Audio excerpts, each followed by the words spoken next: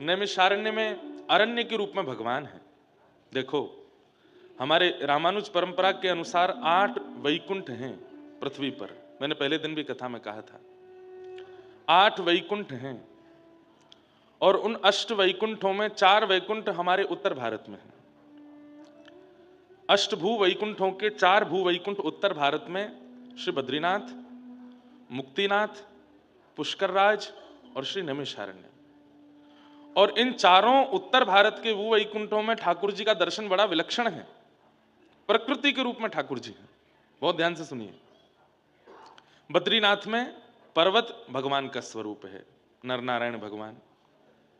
पर्वत का वहां पर जो बद्री विशाल भगवान का आप लोग मंदिर में दर्शन करने जाते हैं, वो तो बद्रीनाथ भगवान है ही, पर वहां पर मूल दर्शन जो है, विशेष दर्शन जो है, वो पर्वत का है, नारायण। तो वहां पर्वत के रूप में भगवान विराजमान है।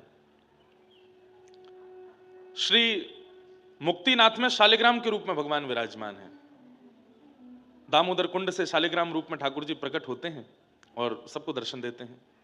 ऐसी विलक्षणता वहां बताई जाती है। अब ये तो हमारी कथा है, मई में 21 मई से कथा है अब मुक्तिनाथ में, तो वहां जाके पता चले कि वहां तुलसी दल हाथ में लेकर के जब दामोदर कुंड में आप पधराते हैं, तो आपके हृदय के अनुकूल जो शालिग्राम जी होंगे वो अपने आप आकर के तुलसी दल से स्पर्श हो जाते हैं और उनकी सेवा व्यक्ति करते हैं। पर अभी वहां बहुत दुर्गम है। कल सब हमारे रामानुज वैष्णव संत जन सब आचार्य जन रात्रि विराजे, तो मैं तो कभी मुक्तिनाथ गया नहीं, पहली बार कथा है। वहां कथाएं सच में ही कल प्रमाणित भी हुआ कि ज्यादा से ज्यादा 10 कथाएं हुई होंगी आज तक वहां पे, इससे ज्यादा कथाएं नहीं हुई हैं, क्योंकि वहां सांस लेना बहुत मुश्किल काम होता है।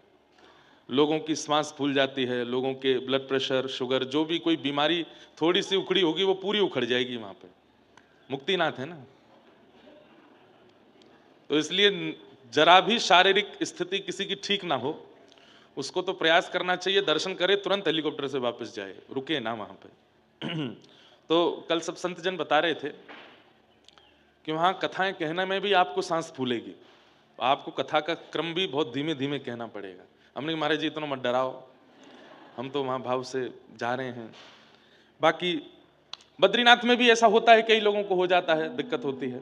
पर हम कभी कभी मन में विचार करते हैं, टूरिस्ट प्लेस जो हमारे भारत में है, उनमें पहाड़ी टूरिस्ट प्लेस जो हैं, वो कई टूरिस्ट जगह बद्रीनाथ और मुक्तिनाथ से भी ज्यादा ऊंचाई पर है, वहां लोगों को दिक्कत नहीं होती।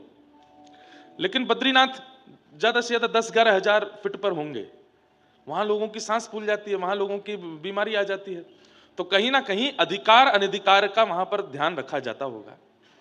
कोई अनधिकारी होता होगा तो फिर उसको ठाकुर जी कहें तुम नीचे ही जाओ, तुम यहां मत रहो।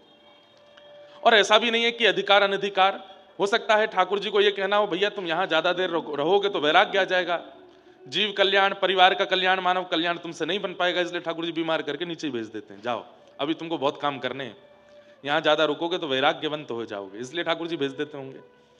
तो मुक्तिनाथ में शालिग्राम के रूप में भगवान विराजमान है। पुष्कर में सरोवर के रूप में भगवान विराजमान है। पुष्कर राज में जो सरोवर है वो साक्षात नारायण है, और नैमिषारण्य में वन के रूप में भगवान विराजमान है। यहाँ कोई मंदिर तो बहुत सारे हैं, पर विशेष रूप से नैमिषारण्य में कहा जाए कि यही मंदिर है, यही दर्शन करना है, ऐसा नहीं, सब जगह है, बहुत सारे मंदिर है, सब जगह दर्शन करो। मूल रूप से ये पूरा नैमिषारण्य मंदिर है, और यहाँ पर ठाकुर जी यहाँ के वृक्ष ही हैं। अभी हमारे नंदू भैया कह रहे कि कल कोई लता नृत्य कर रही थी, क्यों नहीं करेंगे, ठाकुर जी हैं, और ठाकुर जी को कीर्तन होगा, सुंदर ताल बजेगी तो ठाकुर जी तो नाचेंगे, ठाकुर जी तो आनंद करेंगे। यहाँ के वृक्ष और अरण्य ही अरण्य नारायण है। अच्छा, हाँ हाँ हाँ हाँ हाँ, अच्छा, ठाकुर जी की कला है, वो एक हाथ से भी नाच लेते हैं। वो कह रहे हैं कि केवल एक, कभी आप हमारे व्रज के साहित्य को देखेंगे, स्वामी श्री हरदास जी महाराज प्रिया प्रियतम दोनों सामने खड़े हैं, दोनों में होड़ा होड़ी हो रही है कि कौन बढ़िया नृत्य करेगा। तो श्री प्रिया जी अपने चरणन से नृत्य कर रही हैं, हाथ नहीं हिला रही, केवल चरण हिला रही है। इतने में ठाकुर जी आए, बोले कि मैं दोनों हाथ नहीं, केवल एक हाथ से ही नाच के दिखाऊंगा। तो ठाकुर जी एक हाथ से ऐसी भाव भंगिमा बना रहे हैं, तो ऐसा क्या कि एक भुजा से ठाकुर जी नृत्य कर रहे हो, सोचें पूरा हिल जाऊंगा तो डर के मारे भाग नहीं जाए कि हुआ आगो। इसलिए एक भुजा से ही ठाकुर जी अपना नृत्य प्रस्तुत कर रहे हैं। यहाँ का अरण्य ही परमात्मा है, ये अरण्य नारायण है। बोलो अरण्य नारायण भगवान की। अरण्य किसको कहते हैं? जंगल को, जंगल को ही अरण्य कहते हैं। तो नैमिषारण्य का अरण्य ही परमात्मा है। तो ऐसे अरण्य नारायण भगवान की गोद में हम आप सब लोग बैठे हैं और मधुर भागवती कथा का रसस्वादन पान कर रहे हैं। आज तृतीय दिवस की कथा है। हमें तो इतना आनंद, इतना सुख मिल रहा है कथा सुनाने में। और सबसे बढ़िया, हम आप लोगों को एक चीज़ का कष्ट हो रहा है, पर हमको बड़ा सुख है उस बात का। हम ज़्यादा यहाँ किसी से मिल नहीं रहे, चकाचक आनंद कर रहे हैं, आराम कर रहे हैं। नहीं तो सब जगह कथाओं में ऐसा होता है कि अच्छा देखो, आपको लगता हो क्यों नहीं मिल रहे? अरे हम पिछले 1.5-2 वर्ष से आराम ही नहीं कर पाए हैं। पर हमारे महंत जी ने बढ़िया व्यवस्था करी। वो महाराज जी चक आप तो आराम करो यहाँ पे, तो बढ़िया हम कुछ ग्रंथ भी पढ़ लेते हैं। एक हमारा स्वभाव पता नहीं क्यों हम सब मंच से बता देते हैं, एक मनोभाव से कुछ मन के विचार भी लिख करके किताब भी लिख रहे हैं, तो थोड़ा उसका भी समय मिल जाता है। तो कोई ऐसा विशेष भाव नहीं है, केवल अपने मन के भाव हैं, उसमें मन के विचार हैं। आज के युवाओं के लिए कैसी कैसी परिस्थितियां जीवन में आती हैं, उन जीवन की परिस्थितियों को कैसे अनुभव करना चाहिए, माता पिता के प्रति संबंध की भावना कैसी होनी चाहिए, जीवन की कैसे, तो ऐसे करके कुछ भाव प्रस्तुत करने का उसके लिए भी समय मिल रहा है। थोड़ा हमारे मित्रजन सब, हमारे भाई बंधु सब संगीतकार और हमारे सब पंडित जी लोग हैं, इनसे भी हम मिल नहीं पाते, बैठ नहीं पाते, इनके साथ भी बैठ करके इनके मनोभाव सुनने का भी अवसर मिल रहा है। तो हमारा थोड़ा मी टाइम चल रहा है नैमिषारण्य में तो इसलिए हमको आनंद आ रहा है। दूसरा, यहाँ ज़्यादा भीड़ आ नहीं पा रही, लोग बागों को अब आने में भी थोड़ी लग रहा होगा, बहुत दूर है, जैसा भी है, तो हम थोड़े सुख में हैं यहाँ पे आज। और थोड़े से अवकाश में रहेंगे, कल मिलेंगे फिर सबसे, तो आज का और अवकाश हमको चाहिए। वैसे भी आज यहाँ 84 कोस की परिक्रमा प्रारंभ हो रही है नैमिषारण्य की। आज भी भीड़ भाड़ खूब है, कल से थोड़ा और शांति रहेगी, तो यहाँ का भ्रमण और लोगों से मिलने का क्रम रखेंगे। तो बहुत जरूरी है, जग की सेवा हम व्यास मंच से कर रहे हैं। 3 बातों का ध्यान रखिएगा जीवन में, भक्ति के पथ पर 3 चीजों का विशेष ध्यान रखो। जग की सेवा, खोज अपनी, प्रीत हरि से कीजिए। ये 3 बातें आपके चित्त में हों तो आप भक्ति पथिक हो। सबसे पहले जग की सेवा, तो व्यासपीठ से हम जग की सेवा कर ले रहे हैं, पर दूसरा काम हमसे नहीं हो पा रहा था, खोज अपनी।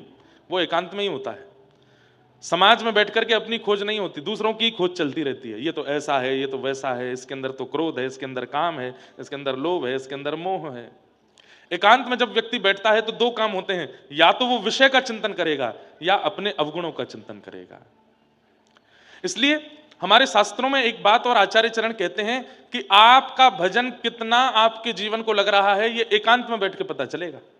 एकांत में बैठ करके अपने आप चिंतन कीजिए, क्या आ रहा है मन में। और एक बात और सुनिए, पवित्र नदी के तट पर हिमालय की गोद में बैठ करके तो हर किसी को भजन हो जाएगा। अपने घर के कमरे में बैठ करके, बिस्तर पर बैठ करके अकेले बैठ के चिंतन करो। वहां यदि विषय चिंतन हो रहा है तो इसका मतलब आपका भजन उचित नहीं है। एकांत में स्वयं से पूछिए, क्या आता है मन में भाव, किसके प्रति क्रोध, किसके प्रति काम, किसके प्रति इच्छा, ईर्ष्या, लोभ, ये सब यदि एकांत में उत्पन्न हो रहा है तो उसका मतलब भजन नहीं है आपका। तो जग की सेवा, खोज अपनी, प्रीत हरि से कीजिए। जिंदगी का राज है यह जानकर जी लीजिए। जिंदगानी का खिला मधुबन किसी का है दिया। मैं नहीं मेरा नहीं यह तन किसी का है दिया। बहुत सुंदर पद है, पूज्य पिताजी महाराज अपनी कथा में गाते हैं। मैं नहीं मेरा नहीं यह तन किसी का है दिया। जो भी अपने पास है यह धन किसी का है दिया। देने वाले ने दिया वह भी दिया किस शान से।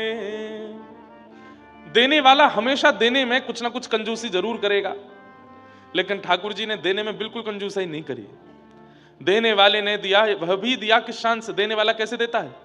व्यक्ति 50,000 की गड्डी भी देता है तो फटे पुराने नोटों को बीच में डाल देता है ताकि एक तरफ से गिनेगा तो फटे नोट बीच के उसको पता नहीं चलेगा। बैंक में भी दे आते हैं ऐसे, इतने चतुर हैं हम लोग।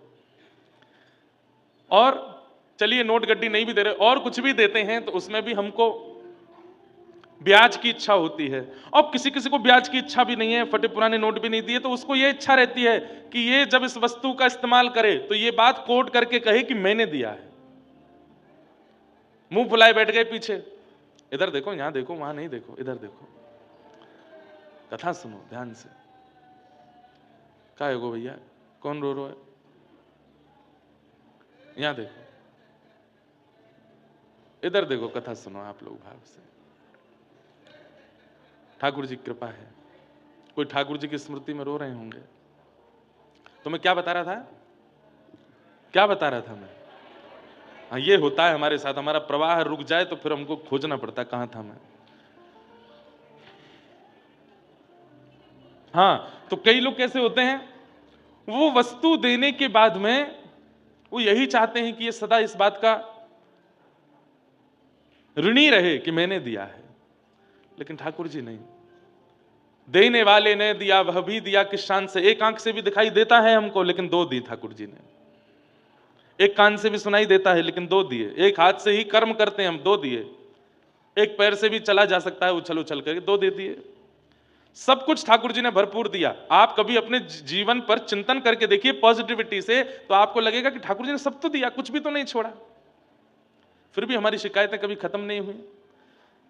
देने वाले ने दिया वह भी दिया किस शान से, मेरा है यह लेने वाला कह उठा अभिमान से, मैं मेरा यह कहने वाला मन किसी का है दिया, मैं नहीं मेरा नहीं यह तन किसी का है दिया। तो जग की सेवा खोज अपनी प्रीत हरि से कीजिए, यह जिंदगी का राज है मान कर जी लीजिए। ये तीन चीजें अपने जीवन में ले आइए। जिंदगानी का खिला मधुवन किसी का है दिया। बंधु, आज ना एक बात हम आपको निवेदन करें, आपको भी, आस्था पे देखने वालों को भी और भक्ति पथिकों को भी। गोस्वामी तुलसीदास जी महाराज कृत ये विनय पत्रिका है, आज ही अपने घर पर मंगा लीजिए, या तो स्वयं मंगा लीजिए, नहीं तो खरीद लीजिए, जैसे भी आपको ऑनलाइन। और नित्य विनय पत्रिका में वर्णित एक पद आपको पढ़ना है। इतना अद्भुत है, इतना सुंदर है, इतना आनंदमय है कि आप सुख में भर जाएंगे। ऐसे ऐसे भाव उद्गार श्री गोस्वामी जी के यहां पर प्रकट हुए हैं। अब मैं अभी मंच पे आता हूं तो रोज यहीं से नैमिषारण्य से शुरू किया है, विनय पत्रिका कहीं से भी खोल करके एक कोई भाव जरूर पढ़ता हूं। एक इतना सुंदर भाव अभी अभी पढ़ने में आया कि गोस्वामी तुलसीदास जी कह रहे हैं कि राम नाम मुझे मीठा नहीं लगा, इसलिए संसार मुझे मीठा लग रहा है। यदि राम का नाम मुझे मीठा लगा होता तो संसार की नीरसता का मुझे अनुभव हो गया होता। संसार नीरस क्यों नहीं लगता है, संसार इतना रस में क्यों लगता है? क्योंकि राम रस अभी मुख पर आया नहीं है, इसलिए संसार मीठा लग रहा है। हमने पूरा नहीं पढ़ा, केवल एक लाइन ही पढ़ी, उसी से ही मुझे भाव आ गया मन में कि ये उचित है। गा दें। जो मोहे राम लागते मीठे, जो मोहे राम लागते मीठे, जो मोहे राम लागते मीठे, जो मोहे राम लागते। हनुमान जी को लग गए थे मीठे, इसलिए संसार में और कहीं रस लगा नहीं। लंका क्यों जला दी हनुमान जी ने? क्योंकि जब लंका गए तो लंका जाकर के जब लंका को देखा, इतनी सुंदर ही लंका, ऐसे सुंदर रोड, ऐसे सुंदर उसके मकान, ऐसे सुंदर चौबारे, ऐसी सुंदर अटारियां, ऐसे सुंदर शिखर, सब कुछ इतना सुंदर था। सब कुछ सुंदर देखने के बाद में हनुमान जी ने मन में विचार किया, पूरी लंका इतनी सुंदर है पर राम विहीन है, राम नहीं है यहाँ पे। अकेले विभीषण जी का घर बचा, बाकी पूरी लंका जला दी। बोले जो राम विहीन है उसको राख होने की ही, राख होना ही पड़ेगा। मुझे वो प्रिय नहीं लगेगा जो राम विहीन है। हम आप अगर हनुमान जी की जगह गए होते कहीं दुर्भाग्य से, तो हम लंका में ही जाकर के रावण का ही पक्ष ले लेते, बोले कि हमने राम जी छोड़ दिया, अब तुम्हारे साइड के हैं हम। वो तो बढ़िया हुआ कि हनुमान जी गए, क्यों? उनको राम विहीन हर वस्तु नीरस लगती है। और हम आप सब लोगों को संसार में इतना रस क्यों आता है? क्योंकि राम अभी मीठे लगे नहीं हैं। जो मोहे राम लागते मीठे, जो मोहे राम लागते, तो क्या होता? तो नवरस 60 रस, रस अनरस, तो नवरस 60 रस, रस अनरस। नवरस 60 रस, सबका रस बेरस लगता यदि राम जी का रस मुख को लग गया होता तो नवरस 60 रस, रस अनरस, तो नवरस 60 रस, रस अनरस। वे जाते सब सीठे, वे जाते सब, जो मोहे राम लागते मीठे, जो मोहे राम लागते मीठे, जो मोहे श्याम लागते मीठे, जो मोहे श्याम लागते मीठे। हे तुलसीदास प्रभु सो एक ही बल, तुलसीदास प्रभु सो एक ही बल, तुलसीदास प्रभु सो एक ही बल, तुलसीदास प्रभु सो एक ही बल। वचन कहत अति डीठे, वचन कहत अति डीठे। तुलसीदास जी कह रहे हैं मैं ढीठ होकर के राम जी से एक ही बात कहना चाहता हूं, तुलसीदास प्रभु सो एक ही बल, एक ही बल चाहिए। वचन कहत अति ढीठे, ढीठ होकर के कह रहा हूं क्या? नाम की लाज राम करुणा कर, राम की लाज राम करुणा कर, नाम की लाज राम करुणा कर, नाम की लाज राम करुणा कर। कहीं न दिए कर चीठे,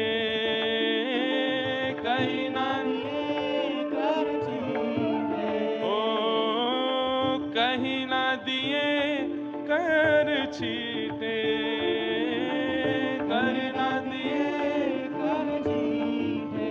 जो मोहे राम लागते मीठे, जो मोहे राम लागते, ओ जो मोहे राम लागते मीठे, राम लागते, राम लागते मीठे, हाँ राम लागते मीठे।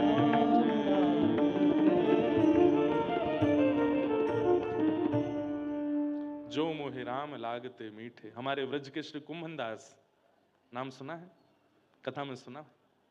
श्री कुंभन दास जी अपनी पत्नी के साथ पहली बार श्रीमद् वल्लभाचार्य जी के दर्शन करने के लिए गिरिराज जी गए। सब लोग ध्यान से सुनो।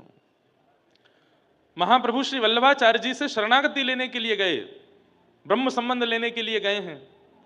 और जैसे ही महाप्रभु श्री वल्लभाचार्य जी का दर्शन किया, श्री चतुर्भुज दास, श्री कुंभन दास जी देख करके इतने आनंदित हो गए, चरणों में प्रणाम किया। प्रणाम करके महाप्रभु जी ने तुरंत दोनों की ओर देख करके कहा, पति पत्नी दोनों दंपति थे, क्या इच्छा है मन में? बंधुओं, कभी अगर संत जन, कभी भक्त जन, कभी भजनानंदी महात्मा आपके प्रणाम को स्वीकार करके या आपको देख करके ये कह दे क्या इच्छा है, तो कहीं ना कहीं अपने ऊपर प्रश्न चिन्ह उठाना, शायद मेरे अंदर कामनाएं बहुत हैं इसलिए उन्होंने ऐसा कहा। क्या इच्छा है मन में? कुंभन दास जी तो रोने लगे कि मैं इतनी इच्छाओं से युक्त हूं कि मुझे देखते ही कुछ बात नहीं करी। ये बोलने लगे कि क्या इच्छा है मन में बताओ। कुंभन दास जी तो हाथ जोड़ करके रुदन करने लगे। पत्नी उनकी ज्यादा भक्त नहीं थी, लेकिन बड़ी अच्छी थी, बुरी नहीं थी पर भक्त नहीं थी, सीधी सादी थी। कुम्भनदास जी के कोई संतान नहीं थी, तो पत्नी ने जैसे ही सुना कि महात्मा कह रहे हैं क्या इच्छा है, तुरंत बोल पड़ी, संतान की कामना है, संतान नहीं है जीवन में, एक संतान हो जाए ऐसी कृपा कर दो। महाप्रभु जी वल्लभाचार्य जी हंसने लगे, बोले एक नहीं 7 होंगे, एक नहीं 7 होंगे। लेकिन ये बात सुनकर के कुम्भनदास जी बड़े दुखी हो गए, अपनी पत्नी से कहने लगे तुमने क्यों मांगा?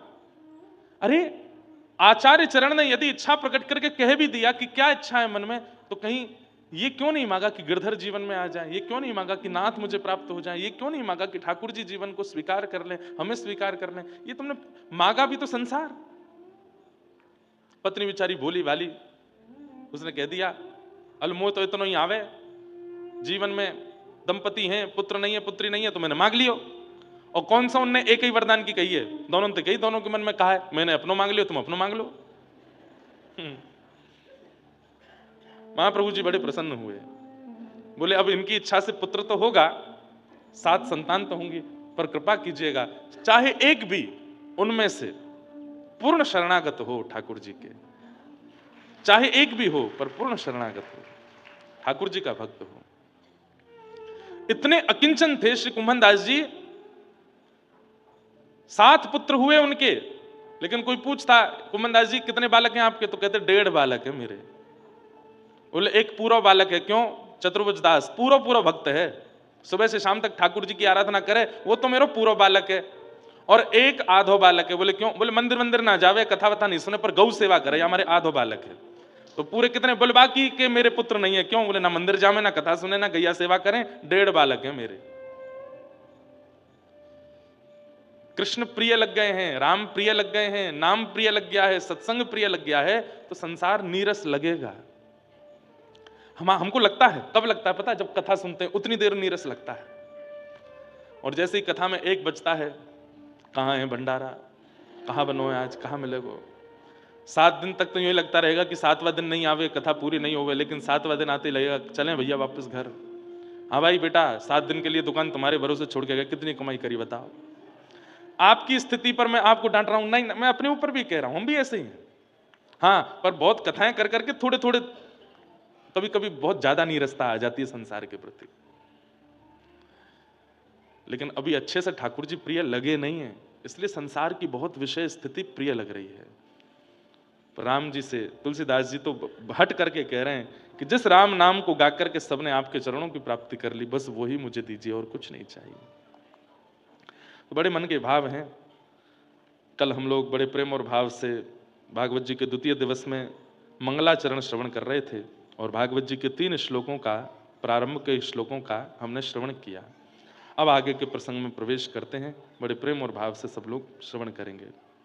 नैमिषे अनमिश्क्षेत्रे ऋषयः सौनकादयः सत्रं स्वर्गाय लोकाय सहस्त्र सम्मासत। नैमिषे अनमिष क्षेत्रे, अनमिष किसको कहते हैं? बहुत ध्यान से सुनिएगा। नैमिषारण्य अनमिष क्षेत्र क्यों बन गया? बोले क्योंकि सूत जी महाराज जब सौनकादि ऋषियों के सामने बैठकर के कथा सुना रहे थे, तो सारे 88,000 सौनकादि ऋषि अनमिष हो गए। अनमिष किसको कहते हैं? निमिष कहते हैं पलकों को, इनको निमिष कहते हैं। और देवताओं की पलक नहीं होती, पर ऐसा बोलते हैं कि देवताओं की पलक नहीं होती, तो मुझे बहुत लगता है कितने विचित्र लगते होंगे देवता बिना पलक के।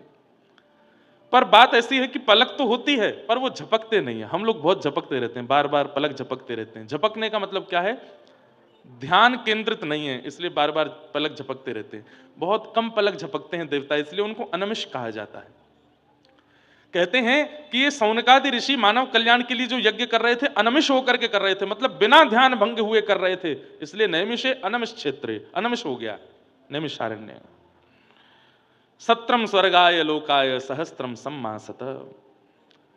स्वर्गाय, यहां स्वर्ग की प्राप्ति की भावना नहीं है। स्वर्ग भी जिस लोक का गायन करे, ऐसे वैकुंठ लोक की प्राप्ति हम मानवों को कैसे हो, उसके लिए वे सब यज्ञ कर रहे थे। तभी वहां सूत जी का आगमन हुआ, और सूत जी से सौनकादि ऋषियों ने 6 प्रश्न किए। किम श्रेय शास्त्र सारः क स्व अवतार प्रयोजनम किम कर्म के अवतारश्च धर्मः कम शरणम गतः। ये 6 प्रश्न है। सबसे पहला, किम श्रेय, भगवान के अवतार का श्रेय किसको जाता है? ठाकुर जी किसके लिए अवतार लेते हैं? राक्षसों के लिए लेते हैं कि भक्तों के लिए लेते हैं? पहला प्रश्न। दूसरा प्रश्न, शास्त्र सारः क, हमारे हिंदू वैदिक सनातन धर्म में इतने शास्त्र हैं, इन सब शास्त्रों का सार क्या है? तीसरा प्रश्न, के अवतारश्च, भगवान के अवतार कितने हैं? चौथा प्रश्न, स्व अवतार प्रयोजनम, भगवान बार बार रूप क्यों बदलते हैं अवतार में, प्रयोजन क्या है? कभी राम बन के आते हैं, कभी कृष्ण बन के आते हैं, कभी परशुराम बन के आते हैं, कभी बराह बन के आते हैं, कभी नृसिंह बन के आते हैं, कभी कछुआ बन के आते हैं। इतने रूप क्यों बदलते हैं ठाकुर जी? जब सारे काम ठाकुर जी एक ही रूप में कर सकते हैं तो फिर बार बार रूप क्यों बदलते हैं? उनका प्रयोजन क्या है? किम कर्म, भगवान का कर्म क्या है? ठाकुर जी को कर्म गति तो होती नहीं, फिर उनका कर्म क्या है? और अंतिम प्रश्न, धर्म कम शरणम गतः, ठाकुर जी धर्म स्थापित करके गए, ठाकुर जी के जाने के बाद धर्म किसकी शरण में गया?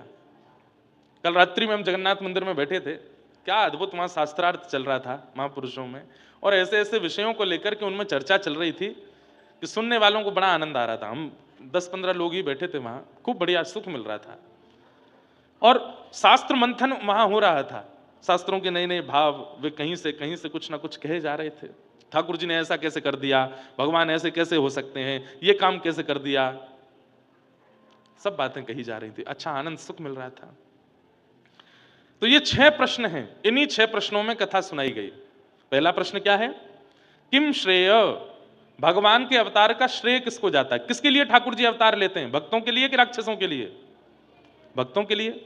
ये तो आप बोल गए ऐसे ही, लेकिन ठाकुर जी की क्रियाओं पर जब दृष्टि डालते हैं तो फिर किसको मार, अगासुर मारो, बकासुर मारो, धेनुकासुर मारो, अरिष्टासुर मारो। भगवान श्री कृष्ण ने जन्म लेते ही 6 दिन की अवस्था से ही मारना शुरू किया, पूतना के वध से प्रारंभ किया, शिशुपाल, दंत वक्र और जाने कहां कहां तक मारते ही गए। तो राक्षसों का वध कर रहे हैं? नहीं। मूल बात यही है कि ठाकुर जी भक्तों के लिए आते हैं। राक्षसों का वध वैकुंठ में बैठ करके भी किया जा सकता है, पर सबरी के बेर वैकुंठ में बैठ के नहीं खाए जा सकते, उसके लिए तो आना पड़ेगा। राक्षसों पर कृपा, ये तो ठाकुर जी वैकुंठ में बैठे बैठे भ्रगुटी टेढ़ी कर करके भी कर सकते हैं, लेकिन गोपियों के घर के मक्खन को वैकुंठ से कैसे चुराएंगे? उसके लिए तो आना पड़ेगा।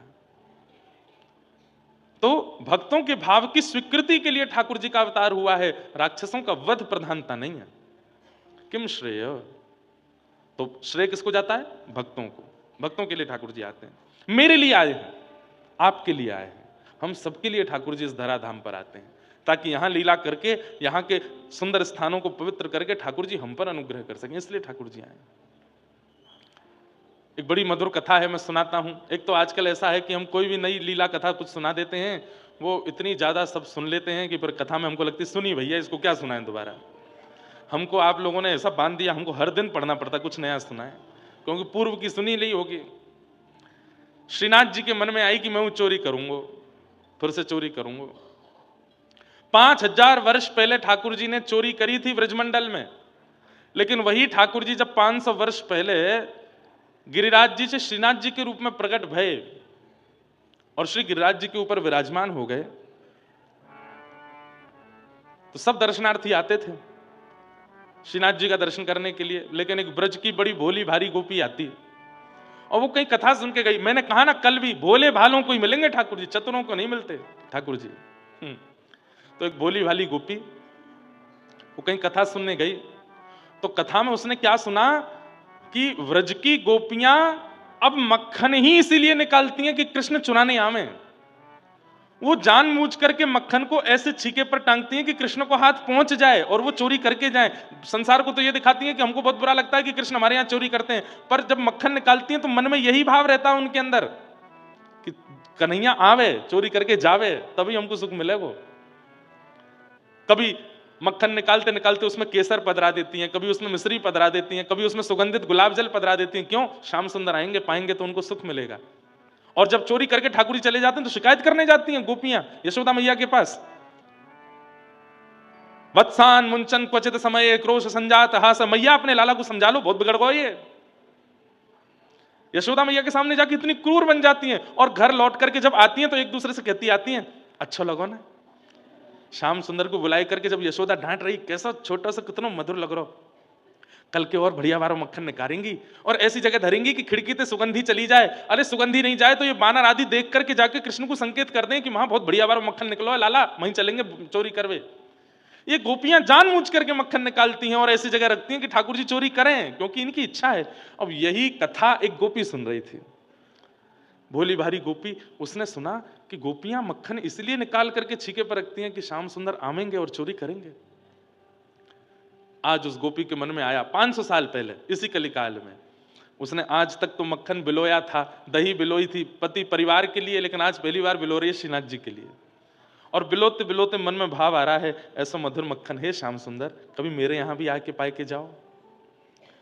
सुंदर मक्खन को बढ़िया हंडी में लगायो, छीके पर रखो। अब चिंता कर रही है, छीको बहुत ऊंचो है, कहीं ऊंचे छीके को देख करके ठाकुर जी लौट तो नहीं जाएंगे। नहीं, क्या को नीचे कर दूं, थोड़ा नीचे कर दे, अन्य और नीचे करता हूँ।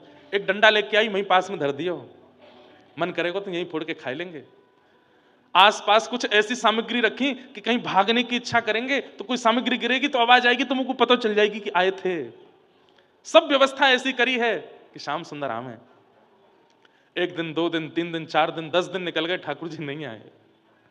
कोई रात्रि में आवाज नहीं आई, छीको ज्यों को त्यों है, डंडा वहीं को वहीं रखो है।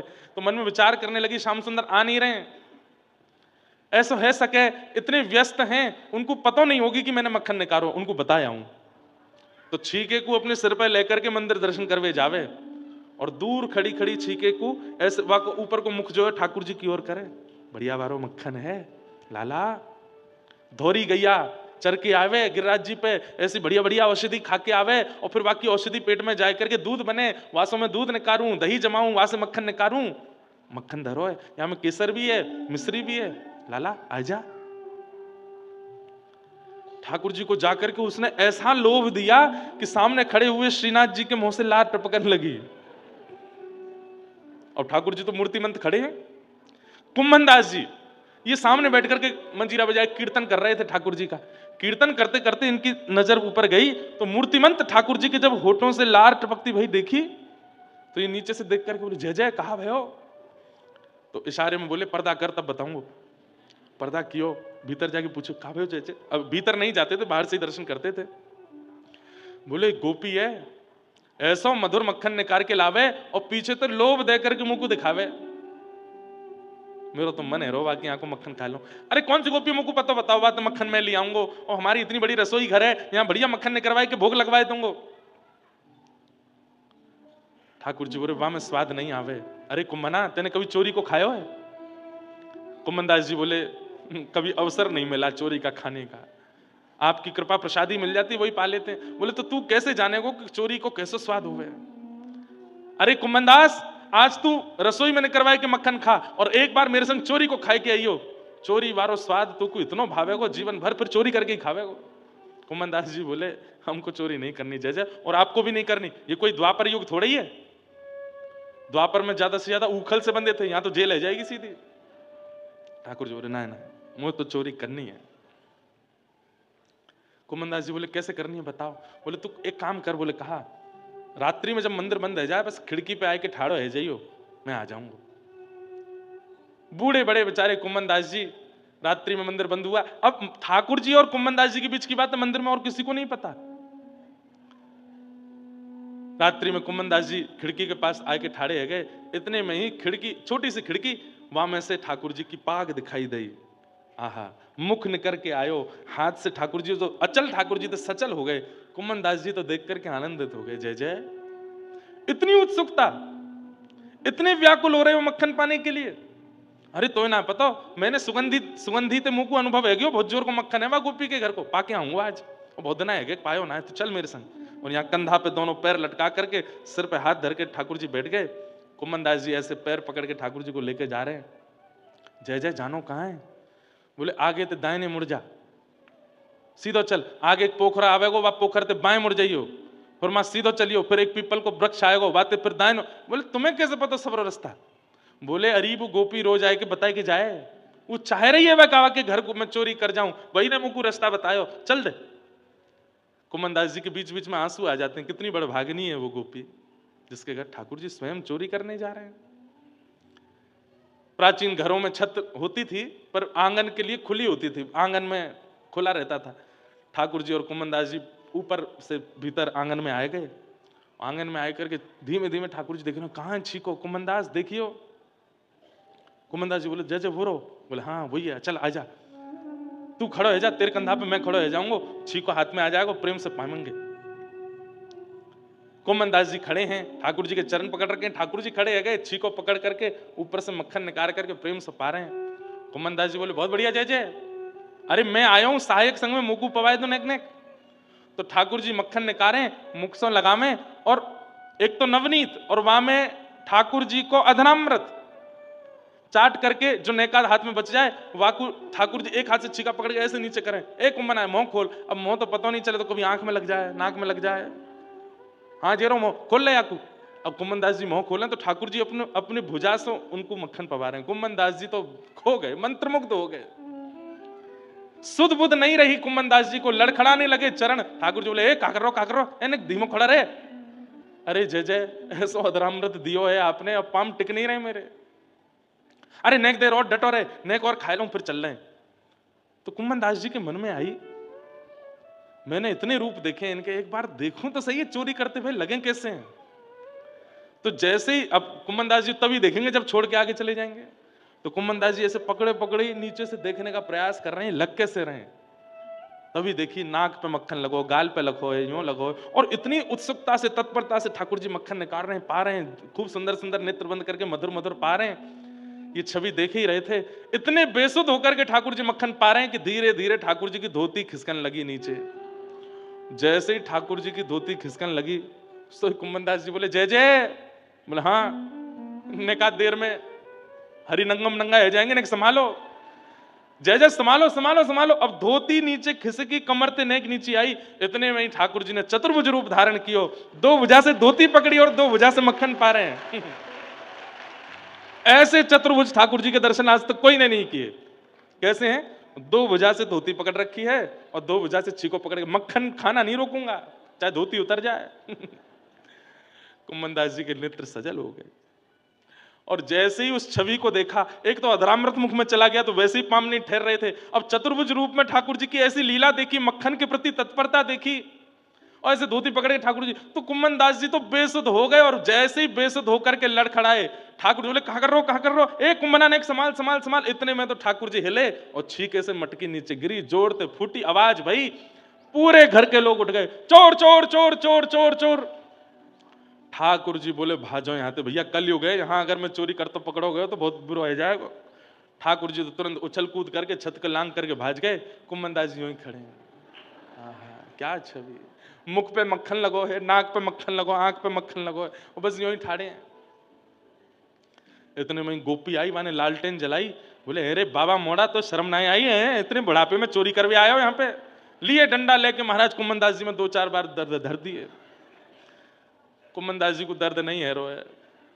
कुमन दास जी ने थोड़ी देर बाद नेत्र खोले और वह गोपी को देख करके चरणन में प्रणाम करके, तू है सखी बड़ भाग बड़ी, नंदलाल तेरे घर आवत हैं। तू है सखी बड़ भाग बड़ी, अरे सखी तू कितनी बड़ी बड़ भागन है।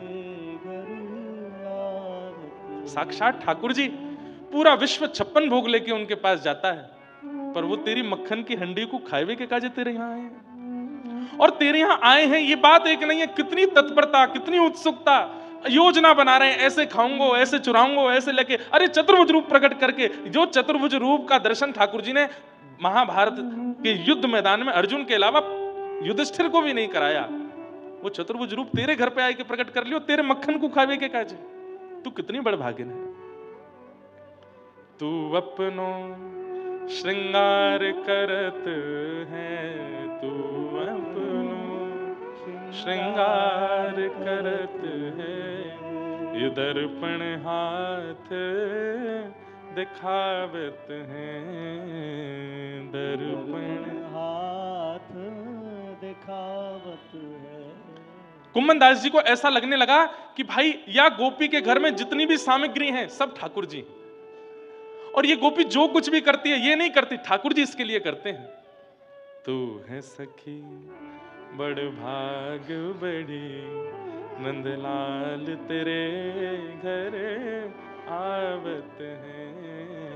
तू है सखी बड़ भाग बड़ी, नंदलाल तेरे घर आवत है। निज कर गूथ सुमन के गजरा, निज कर गूथ सुमन के गजरा, ये अपने ही हाथ पहरावत हैं, अपने हाथ पहरावत है। कुंभन दास लाल गिरधर के, कुंभन दास लाल गिरधर, ये तो तेरे ही हाथ बिकावत हैं, तेरे हाथ। कुम्भन दास जी कह रहे हैं ऐसे प्रेमी भक्त अगर ठाकुर जी को पकड़ करके कहीं बेकऊ आएंगे ना, ठाकुर जी बिक भी जाएंगे। बोले तू जैसे चाहेगा वैसे धर ले लूंगा भैया, रहूंगा तेरे सुख में, रहूंगा तेरे आनंद में, रहूंगा तेरे उत्साह में। कुम्भन दास जी तो गोपी के पाम छू रहे हैं, गोपी ले लेकर के डंडा मारे हैं, बाबा तो शर्म ना आई है, बुढ़ापे में चोरी करके आयो। कुम्भन दास जी कह रहे तो को कहा बताऊं, मैं नहीं आयो, मुकु लायो गयो, यहाँ पे कौन लेके आयो, तू मानेगी नहीं कौन लेके आयो। बोले नहीं नहीं बताओ कौन लेके आयो। चतुर्भुज चोट्टा। चोट्टा ब्रज भाषा में कहते हैं चोर को, किसको कहते हैं, चतुर्भुज चोट्टा। ठाकुर जी आए, अब वो गोपी तो मान ही नहीं पा रही है। कुम्भन दास जी बस उसी छवि का चिंतन करते हुए जा रहे हैं, तभी आगे कदम वृक्ष के नीचे ठाकुर जी बैठे हैं। कुम्भन दास जी बोले जय जय, बहुत बढ़िया करी हैं, चोरी कराए हुए लगे, कुछ तो भाग गए मानते मुँह छोड़े आए। ए तो तू काय को वहां चोरी करवे गयो कि वहां भाव में निमग्न हेवे गयो। अरे मैंने तुमको मक्खन खवायो, चतुर्भुज रूप धारण कियो, ये भाव रखवे की जगह तो जमुना जी किनारे कल्ले पर्वत पर बैठ कल्ले चोरी में भाव करेगा तो फिर मरेगा। कुम्भन दास जी ने चरणों में प्रणाम किया। आप आश्चर्य करेंगे, ठाकुर जी बोले एक कुम्भना, एक तो कुछ शुभ समाचार देनो। बोले कहा तेरी बहू ने अभी अभी एक लाला को जन्म दियो है घर में। ठाकुर जी समाचार कुम्भन दास जी को दे रहे हैं कि तुम्हारे घर अभी एक बालक का जन्म हुआ है। बिना बालक का मुख देखे ही चतुर्भुज श्री कुम्भन दास जी ने अपने उस पुत्र का नाम चतुर्भुज दास रखा। क्यों, आज मैंने चतुर्भुज रूप का दर्शन किया है, मेरे पुत्र का नाम चतुर्भुज दास है। जिन श्री चतुर्भुज दास जी ने अद्भुत पद गाया, गोवर्धन वासी सांवरे, गोवर्धन वासी लाल तुम बिन रयो न जाए, गोवर्धन वासी। अद्भुत है भैया, ठाकुर जी बड़े प्रेमी हैं। इसलिए किम श्रेय, राक्षसों के लिए नहीं आए ठाकुर जी। ये चोरी, ऐसी चोरी वैकुंठ में कर पाएंगे ठाकुर जी? वाके लिया तो ब्रज में ही आना पड़ेगा, वाके लिया तो वृंदावन ही आना पड़ेगा। इसलिए ठाकुर जी आए। शास्त्र सारः क, इन शास्त्रों का सार क्या है? अष्टादश पुराणेषु व्यासस्य वचनद्वयम् परोपकार पुण्याय पापाय परपीडनम। हमारे 18 पुराणों में 2 ही बात प्रधानता है, बहुत ध्यान से सुनो। परोपकार पुण्याय, दूसरे की सहायता करना, इससे बड़ा कोई पुण्य नहीं हो सकता। और अपने लिए जो चीज बुरी लगती है वो किसी के साथ करना, इससे बड़ा कोई पाप नहीं। इन 2 बातों का ध्यान रखो। स्व अवतार प्रयोजनम, भगवान के इतने भिन्न भिन्न अवतारों का प्रयोजन क्या है? बार बार रूप बदल के क्यों आते हैं? ठाकुर जी अपनी व्यापकता सिद्ध कर रहे हैं। वो केवल पक्षधर नहीं है, केवल मानव बनकर के मानवों के पक्षधर नहीं है। ठाकुर जी कह रहे हैं जड़ चेतन सबका मैं स्वामी हूं। यहां पर ठाकुर जी वृक्ष बनकर के मानो संपूर्ण वृक्ष प्रजाति को भी आश्वासन दे रहे हैं कि मैं तुम्हारे रूप में, अरण्य के रूप में हूं। इसलिए तुम ये मत सोचना मैं केवल मानवों का नाथ हूं, मैं सबका नाथ हूं। इसलिए ठाकुर जी सर्व व्यापकता में मछली भी बनते हैं, कछुआ भी बनते हैं, नृसिंह भी बनते हैं, बराह भी बनते हैं, अरण्य भी बनते हैं। सबरे रूप ठाकुर जी ने धारण किए ताकि सबकी आराधन का केंद्र मैं बन जाऊं। कहीं कोई ये ना सोच ले कि मैं केवल मानवों का नाथ हूं, सबका नाथ हूं। किम कर्म, ठाकुर जी करते क्या हैं?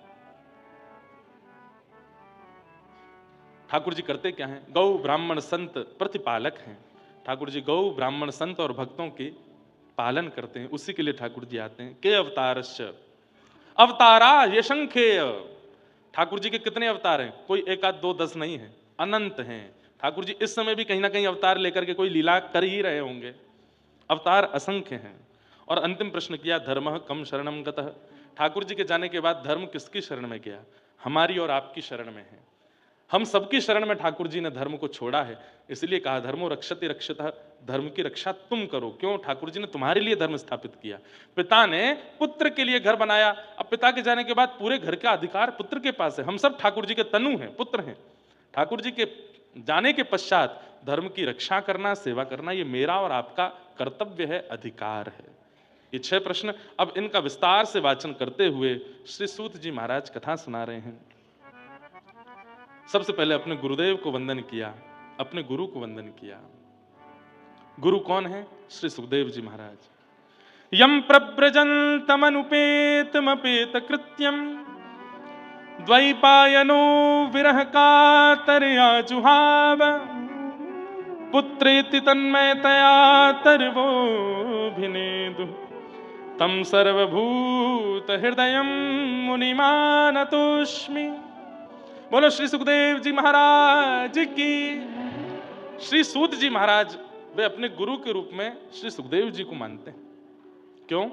बोले जब शुकाचार्य जी परीक्षित को कथा सुना रहे थे तो सूत जी कहते हैं मैं भी वहां बैठा था और बैठ करके मैंने कथाएं तो बहुत बार सुनी, पर जब से सुखदेव जी के मुख से निर्झरित कथा का मैंने आस्वादन किया तब से मुझे भागवत सार समझ आने लगा। इसलिए भागवत का गुरु मैं उन्हीं को मानता हूं। श्री सुखदेव जी मेरे गुरु।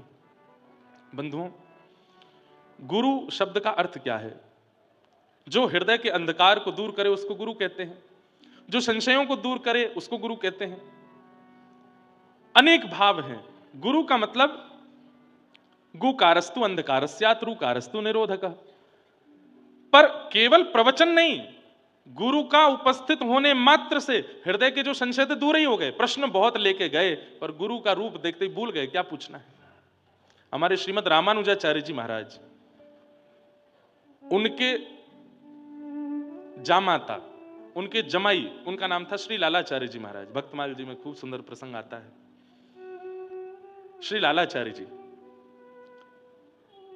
अब मेरे को छप्पे तो याद नहीं तो गा देता। श्री लालाचार्य जी का चरित्र आता, बहुत ध्यान से सुनिएगा। गुरु की वाणी, गुरु के शब्दों पर अगर शिष्य विश्वास कर ले तो प्रयच्छति गुरु प्रीतो वैकुंठम योगी दुर्लभम, इस बात का प्रमाण ये कथा है।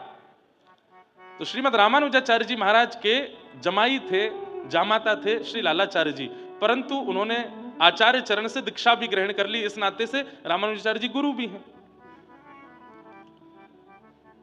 तो एक दिन लालाचार्य जी ने रामानुजाचार्य जी से कहा कि गुरुदेव मुझे शिष्य को कुछ आज्ञा दीजिए, मैं किस नियम का या किस भाव का पालन करूं। तो रामानुजाचार्य जी ने कहा संतों को भगवान के समान मान करके उन संतों की पूजा वंदना किया करो। क्या कहा? संतों को भगवान मान करके उन संतों की पूजा वंदना किया करो। तो श्री लालाचार्य जी नीचे नजर करके बैठ गए, संकोच में आ गए। रामानुजाचार्य जी बोले क्या हुआ?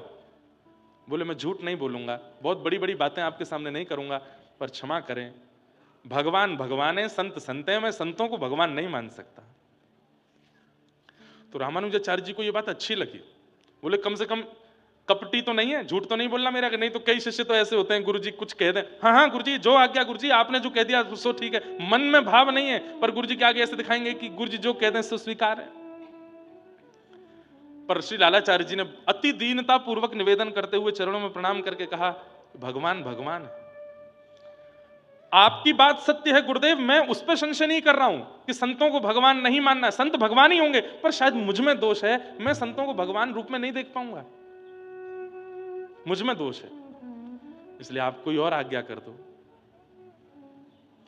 तो श्री रामानुजाचार्य जी बोले तो एक काम करो, संतों को भगवान नहीं मान सकते तो संतों को गुरु समान मानो। जो निष्ठा मुझ में है, जो श्रद्धा मुझ में है, जो समर्पण मुझ में है, वो निष्ठा समर्पण वो संतों में रखो। जैसे मेरे घर पर आने पर तुम मचल जाते हो, आनंदित हो जाते हो, चरण धोते हो आदि आदि, जो वैसे ही संतों को भी मेरा ही स्वरूप मान करके, गुरु स्वरूप मान करके आराधन करो। तो लालाचार्य जी सिर खुजाने लगे, थोड़े नीचे नजर करके बैठ गए। बोले क्या हुआ? बोले गुरु गुरु है, मैं एक गुरु को सब रूपों में नहीं देख सकता, ये भी मुझसे नहीं हो पाएगा। मुझे कान पकड़ के मैं क्षमा मांग रहा हूं, आपकी हां में हां बोलना चाहिए मुझे, पर मुझे मेरे मन पर विश्वास नहीं हो रहा है। मेरा मन मेरे गुरु की कांति को किसी और में कैसे देख सकता है? मेरे गुरु आप हैं, मैं सब में कैसे गुरु को देख लूं? भाई प्रियतम एक है, अब यूं कहते हैं सब में प्रियतम देखो, ये तो फिर बहुत अपवाद हो जाएगा इसमें, तो सब में प्रियतम देखने का मतलब तो बहुत गलत हो जाएगा। लेकिन रामानुजाचार्य जी अपने पक्ष में ठीक बात कह रहे हैं कि सबको गुरुजन मानो, पर लालाचार्य जी कह रहे हैं कि मेरे लिए तो आप ही गुरु हैं, मैं सब में कैसे मानूं? तो फिर रामानुजाचार्य जी प्रसन्न होकर के तीसरी बात बोले, तो एक काम करो। बोले क्या? बोले जैसे भाई है, जैसे बड़े भाई हैं, छोटे भाई हैं, मित्र हैं, सखा हैं, संबंधी हैं, घर के संबंधी हैं, उन घर के संबंधियों को आते देख तुम अति प्रसन्न हो जाते हो, ऐसे ही संतों को अपना संबंधी मान करके देखना शुरू करो। लालाचार्य जी बोले जय हो गुरुदेव की जय हो, ये मैं कर सकता हूं। किसी संत को फूफा मान लूंगा, किसी संत को जीजा मान लूंगा, किसी संत को भैया मान लूंगा, किसी कोई छोटे साधु होंगे तो उनको छोटा भाई मान लूंगा, किसी को भतीजा मान लूंगा, किसी को देवता मान लूंगा, ऐसे ऐसे। हाँ ये संबंध मैं कर लूंगा। तो बोले तो फिर यही करो, आज से जितना साधु तुमको दिखे, जितने संत दिखे, जितने महापुरुष दिखे, सब तुम्हारे संबंधी हैं। तो लालाचार्य जी ने इस बात को इतना अमल किया, माथे पर उर्धपुंड और गले में तुलसी माला, केवल ये दो चीजों में से कुछ भी दिख जाए या शिखा दिख जाए तो दूर से ही लालाचार्य जी देख लेते थे, आयु मुझसे ज्यादा है, स्वभाव ऐसा है, ये मेरे कौन है? तो सीधे प्रणाम ही करते, फूफा जी राम राम, कैसे हैं आप? बोले हम तुम्हारे फूफा कब बने? बोले हमारे गुरुदेव की आज्ञा है, सब संतों को संबंधी मानो। घर चलिए, यहाँ कहाँ बैठे हैं आप? आपकी बहू ने देखो आज बढ़िया सुंदर पकवान बनाए हैं। उनकी पत्नी भी आचार्य चरण की पुत्री हैं, लालाचार्य जी जैसे पति हैं तो पत्नी में भी संस्कार बहुत थे। अरे सुनो, बोले हाँ। फूफा जी कहाँ के हो आप? वाराणसी के। वाराणसी वाले फूफा जी आए हैं, कुछ बनाओ। तो वो भी आकर के बड़ा दंडवत कर दिया, अरे फूफा जी बड़ी कृपा करके आए, पधारो विराजो। कभी बड़े भैया आए, कोई दिखे कि कद काठी में बड़े हैं, थोड़े से जो है हठीले स्वभाव के हैं, भैया कितने दिन से आपकी प्रतीक्षा थी, आज मिले। बड़े भैया कहते तुम कौन से हमारे छोटे भैया हो भाई, कहाँ के हो? बोले वो सब बात की बात है, हम आपके संबंधी हैं, आप हमारे बड़े भैया। बहू ने आपके लिए घर पर सुंदर मोहन थार बनाई है, चलिए ना घर पर। घर लाते, प्रसाद पवाते, जितने दिन उनकी रहने की इच्छा होती घर पर रखते, उनको दान दक्षिणा करके जब विदा होते तो रोते, आंखों से आंसुओं से दोनों पति पत्नी रोते और कहते आप अब कब आओगे? रामानुजाचार्य जी इतने प्रसन्न होते थे इस लीला को देख करके, उनके इस भाव को देख करके, देखो कैसी गुरु निष्ठा। मैंने कहा कि संतों को भगवान मानो तो बोले नहीं मान पाऊंगा, गुरु मानो नहीं मान पाऊंगा। मैंने कहा संबंधी मानो तो ऐसा संबंध निभा रहे हैं जैसे वास्तविक पारिवारिक संबंध निभाया जाता है, सबको अपना संबंधी मानते। हाँ, एक बार उनकी पत्नी कावेरी नदी में जल भरने के लिए अपनी सब सहेलियों के साथ में गई थी। अच्छा, जब आप लोग गुरु आज्ञा मान करके भक्ति पथ पर चलने लगते हैं तो कई लोग आपका मजाक भी उड़ाने लगते हैं। अब रोज तिलक लगाओ और किसी दिन तिलक नहीं लग पाए तो घर के लोग छेड़ेंगे, ए भक्तानी आज तिलक नहीं लगा सिर पे, क्यों नहीं लगा? लगा लो। तुम्हारी वो कहाँ है लकड़ी वाली माला, पहने आओ उसको गले में, दिखे नहीं रही। मजाक भी बनाने लगते हैं कई लोग। नगर में कोई वृंदावन से आ जाए, ओहो तुम्हारे वृंदावन वाले आए हैं, सुनने नहीं जाओगे कथा, ये सुनने मिलने नहीं जाओगे उनसे? ऐसे लोग, कई लोग मजाक भी करने लगते हैं। तो इतने में ही कावेरी जी में एक शव बहता हुआ जा रहा था और वो शव, मृतक शव तैरता है पानी के ऊपर, उस शव के गले में कंठी माला थी।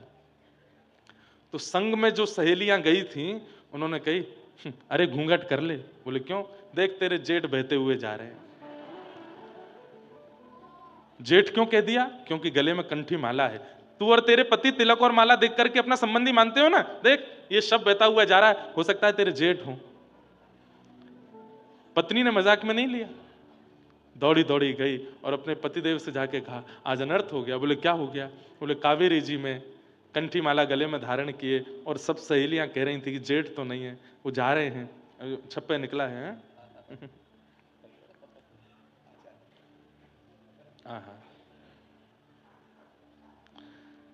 चार दिग्गज महंत, उनके विषय में ये सब भाव कहे। पहले सुना दें कथा, फिर उसके बाद छप्पे कहेंगे। तो कहाँ क्या बता रहा था मैं? हाँ, तो शब बहता हुआ गया तो पत्नी ने जाके श्री लालाचार्य जी से कहा। लालाचार्य जी ने जैसे ही सुना कि शव बहता हुआ जा रहा, गले में कंठी माला, इतने रोते बिलखते हुए गए, अपने 4-5 साथियों के साथ गए, कावेरी जी से उनका शव निकाला, शव निकाल करके घर लाए, और घर में जैसे एक शव की पूरी क्रिया होती है वो सारी क्रियाएं की। उनके वस्त्र बदले, उनकी अर्थी बनाई, घर में पूरा, मतलब आश्चर्य कर रहे हैं सब लोग। बोले भैया तुम अनजानों को घर ला करके अपना सगा संबंधी बना के उनको घर रखते हो, भोजन आदि पवाते हो, ये तो आज तक सुना गया था, पर ये पूरी प्रक्रिया जैसे एक घर के मरणासन व्यक्ति की होती है तुम वैसे कर रहे हो। गुरु आज्ञा हुई है कि वैष्णवों को अपना संबंधी मानो, तो संबंधी गया है तो पूरी प्रक्रिया होगी, पिंडदान आदि जो होना चाहिए वो किया, अर्थी बना करके वैसे ही रुदन कर रहे हैं, बार बार चरणों से लिपट लिपट के रो रहे हैं कि भैया आप क्यों चले गए, श्री ठाकुर जी कृपा करें, आपको चरणों में वास दें। कीर्तन करने लगे, नेत्रों से अविरल अश्रुधार कर रही है, मेरे भैया चले गए।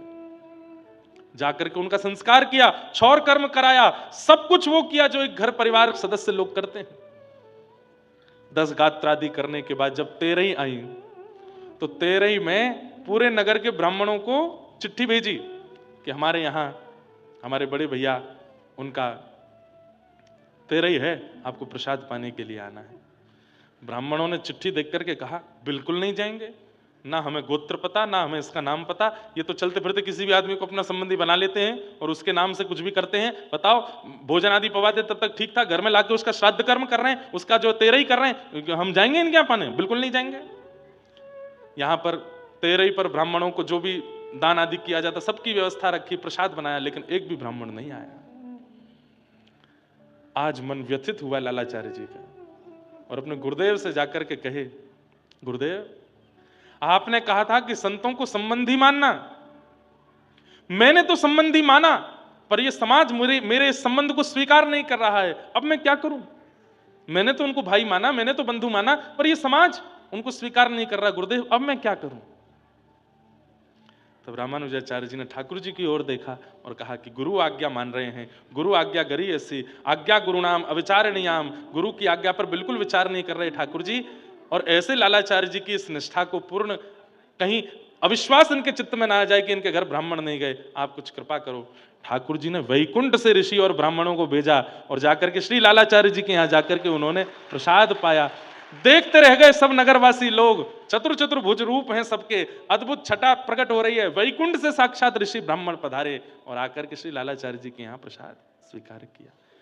गुरु आज्ञा का यह बल है, यह सामर्थ्य है कि उसको शिष्य जब पालन करने लगता है तो ठाकुर जी भी गुरु के कहे वचन को जब शिष्य पालन करता है तो शिष्य के पालन में अड़चन भी आती है तो ठाकुर जी उस अड़चन को दूर करते हैं। क्यों? अपने गुरु की बात मान रहा है।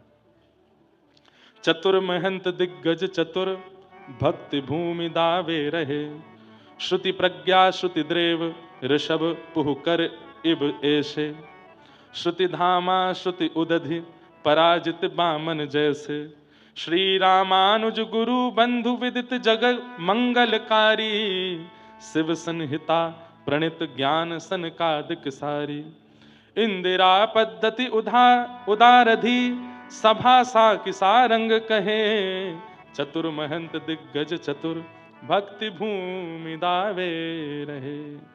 आचार्य जामात की कथा सुनत हरि होय रति, को मालाधारी मृतक भयो सरिता में आयो, दाह कृत्य जो बंधु न्योत सब कुटुंब बुलायो, नाक सको चहि विप्र तवई हरिपुर जन आए, जेवत देख सबन जात कहु नहीं पाए, लालाचारज लक्षधा प्रचुर भई महिमा जगित, आचारज जामात की कथा सुनत हरि होय रति। कहते हैं श्री नाभाजी कि लालाचार जामात, किनके जामात? श्री रामानुजाचार्य जी के जामात, इनकी कथा सुनने से हरि में रति होती है। क्यों? बोले को मालाधारी मृतक भयो सरिता में आयो, किसी के कंठ में माला थी, बहता हुआ जब आया, दाह कृत्य जो बंधु न्योत सब कुटुंब बुलायो, उसका दाह करके उसका संस्कार करके पूरे कुटुंब को बुलाया, आमंत्रण किया, जैसे एक मृतक क्रिया में होता है। नाक सको चही विप्र, सब अपने विप्र सोचने लगे, अरे किसी अनजान के यहाँ जाकर के हम पाएंगे, अनजान मृतक की तरह ही पाएंगे, हमारा क्या होगा। तबई हरिपुर जन आए, तब हरिपुर से जन आए प्रसाद पाने के लिए। जेवत देख सबन जात कहू नहीं पाए, जब उनको जेवता हुआ देखा तब अपने ऊपर बड़ी लज्जा होने लगी सब लोगों को। लालाचारज लक्ष्य धा प्रचुर भई महिमा जगत, तब श्री लालाचार्य जी पूरे जगत में उनकी महिमा हो गई। आचारज जामात की कथा सुनत हरि हुए रति। बोलो सदगुरुदेव भगवान की, श्री भक्तमाल जी की जय हो। बड़ी कृपा आपकी, ये बढ़िया आज बैठ गए, आज ही हमको भक्तमाल जी की कथा याद आई। बढ़िया आपने सुंदर छप्पे भी दे दिया। गुरु के प्रति ऐसी निष्ठा होनी चाहिए। तेरी शरण में आके मैं धन्य हो गया, तेरी शरण में आके। अपने गुरुदेव का स्मरण करते हुए गाओ, और कोई गुरु नहीं है तो कृष्णम वंदे जगत गुरु का स्मरण करो।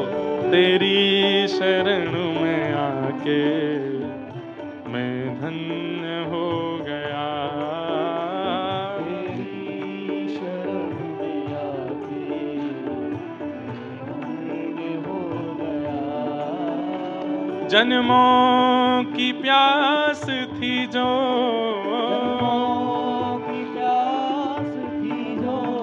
जन्मों की प्यास थी जो,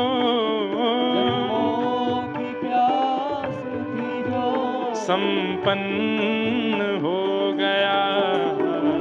तेरी शरण में आके मैं धन्य हो गया। तेरी शरण में आके करताल बजा के गाओ। धन्य हो गया। हो तुझको अपना बना के मैं धन्य हो गया। अपना बना के धन्य हो गया। करना कभी ना दूर प्रभु चरणों से आप हो, करना कभी ना दूर प्रभु चरणों से आप। करना कभी ना दूर प्रभु चरणों से आप हो, करना कभी ना दूर प्रभु चरणों से आप। ओ करना कभी ना दूर प्रभु चरणों से आप हो, करना कभी ना दूर प्रभु चरणों से आप। हो चरणों के ही सहारे, चरणों के ही सहारे, चरणों के ही सहारे, चरणों के ही सहारे मैं भव पार हो गया।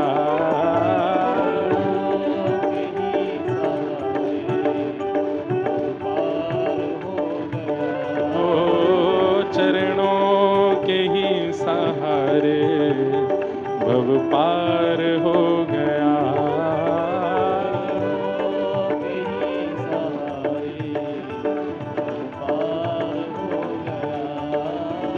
जन्मों की प्यास थी जो, जन्मों की प्यास थी जो, संपन्न हो गया। तेरी शरण में आके मैं धन्य हो गया।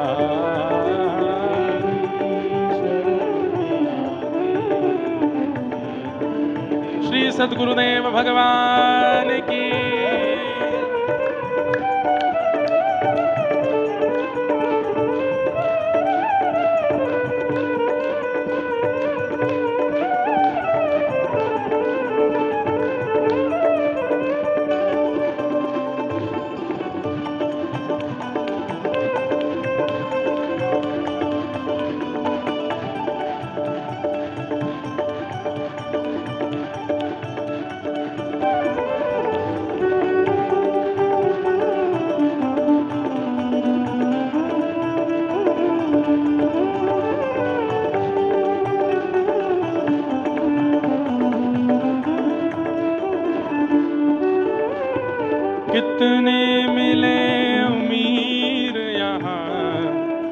कितने गरीब हो, मिले अमीर यहाँ, कितने गरीब। हाँ कितने मिले अमीर यहाँ, कितने गरीब हो, मिले अमीर यहाँ, कितने गरीब। हाँ कितने मिले अमीर यहाँ, कितने गरीब हो। मिले अमीर यहाँ, कितने पर गरीब।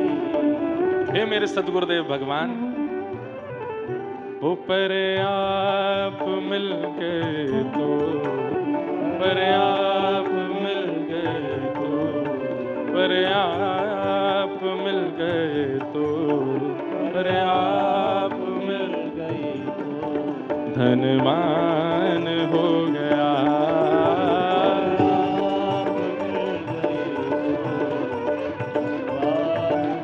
होगा जहाँ ले चलोगे, ओ जहाँ नाथ रख दोगे, नाथ रख दोगे, जहाँ नाथ रख दोगे, नाथ रख दोगे। ओ वहीं मैं रहूँगा, जहाँ ले चलोगे वहीं मैं चलूँगा। आगे चलोगे, ओ ये जीवन समर्पित चरण में तुम्हारे, तुम ही मेरे सर्वस्व, तुम ही प्राण प्यारे। ये जीवन समर्पित चरण में तुम्हारे, तुम ही मेरे सर्वस्व। आप लोग करताल क्यों नहीं बजाते हो? देखो हमारे श्री नामदेव जी महाराज कहते हैं, महाराष्ट्र के रसिक संत की कीर्तन में ना गाना और करताल बजाए बिना बैठे रहना ये अपराध है। तो बोले जितने आपके संचित पाप जो नष्ट हो गए कथा में आने से, वो सब मौका ढूंढते रहते हैं बाहर कि हम इस पर दोबारा चढ़ें। तो बोले जब कीर्तन होता है और करताल नहीं बजाते हैं तो वो आ जाते हैं दोबारा। ये जीवन समर्पित चरण में तुम्हारे, तुम ही मेरे सर्वस्व, तुम ही प्राण प्यारे। ये जीवन समर्पित चरण में तुम्हारे, तुम ही मेरे सर्वस्व, तुम ही प्राण प्यारे। तुम्हें छोड़ कर नाथ, छोड़ कर हाँ तुम्हें छोड़ कर नाथ, छोड़ कर मैं किससे कहूँगा, जहाँ ले चलोगे वहीं मैं चलूँगा।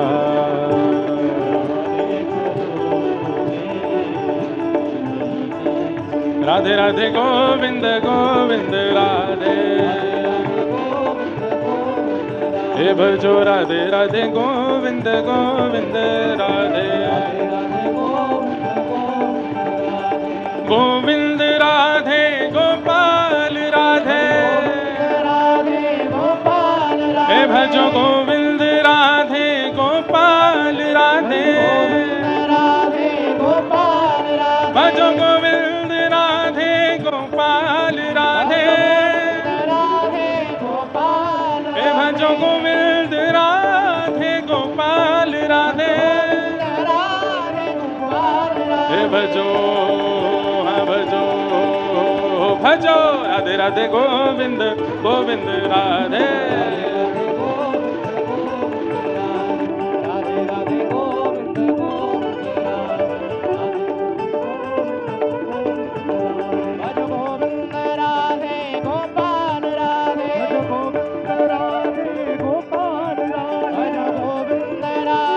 गोपाल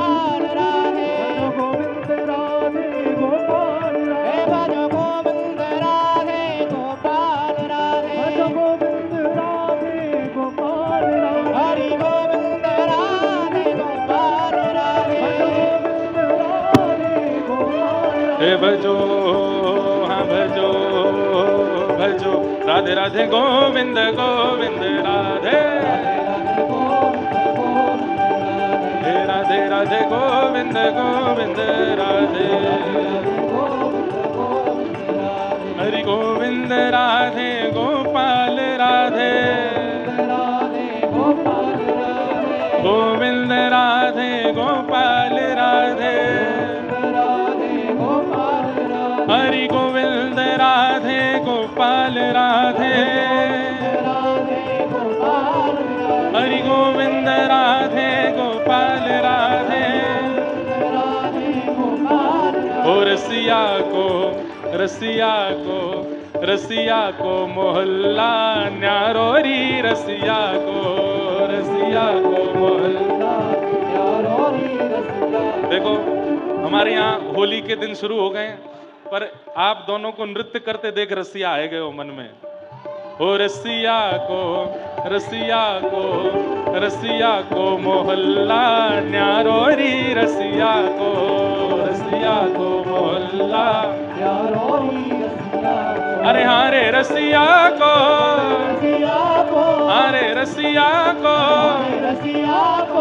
हम कहेंगे हारे रसिया को, आप कहोगे हम में रसिया को। हारे रसिया को हारे रसिया को मोहल्ला न्यारो री रसिया को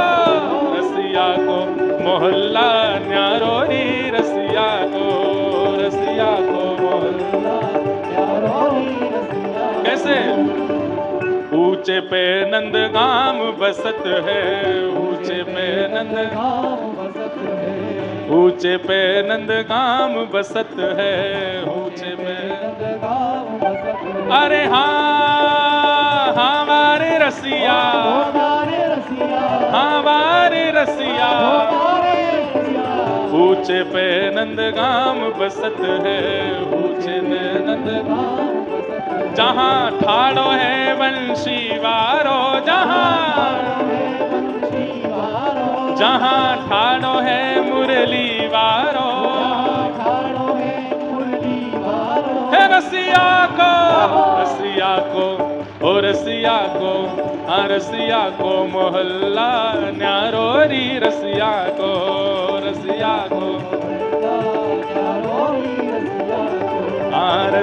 को मोहल्ला न्यारो री रसिया को हो हरि है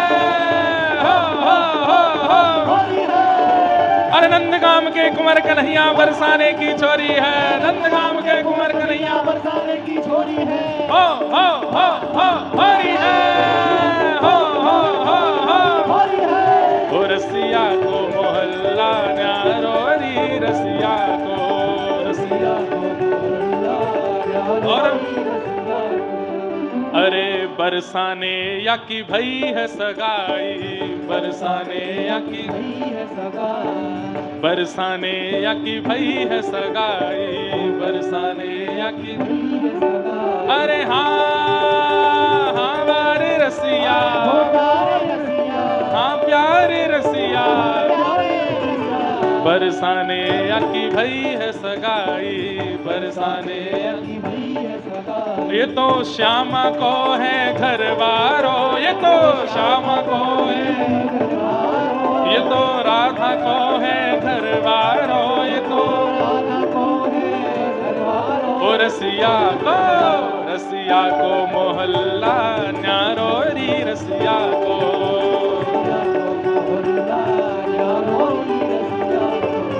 रसिया को मोहल्ला न्यारो री रसिया को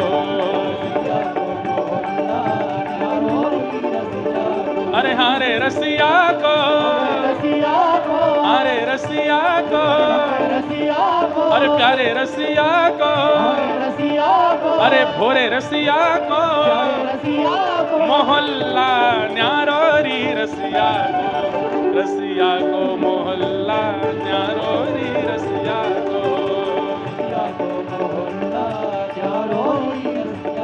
हाँ रसिया को मोहल्ला न्यारो री रसिया को जो कान्हा मेरो काम न जाने। कान्हा मेरो नाम न जाने। देखो ब्रजवासी को छेड़ना नहीं चाहिए। अब रसिया मैं तो सीधी सादी कथा कह रहा हूं, गुरुदेव की वंदना कर रहा हूं, पर गुरुदेव ऐसे रीझ गए, बोले कि भैया होरी के दिना चल लें, ये पूरा अरण्य है। हम तो आमे नंदगाम मोहल्ला थे, ये ठाकुर जी को दूसरा नैमिषारण्य मोहल्ला है। यहाँ के सब वृक्ष वल्लरी बोले भैया हम लोग, ओ भैया देवता ने धीमो, यहाँ के सब वृक्ष वल्लरी बोले कि भैया हमें केवल कथा सुना में, वैराग्य करा में, कोई हमें रंग ही नहीं लगावे, कोई रसिया गावे ही ना यहाँ आकर के। तो हमने की नहीं, रसिया तो गाए दें। हो जो कान्हा मेरो काम न जाने, न जाने। ऊंचो बरसानो बताए गई रे, ऊंचो बरसानो, ऊंचो बरसानो बताए गई रे, ऊंचो बरसानो। कौन?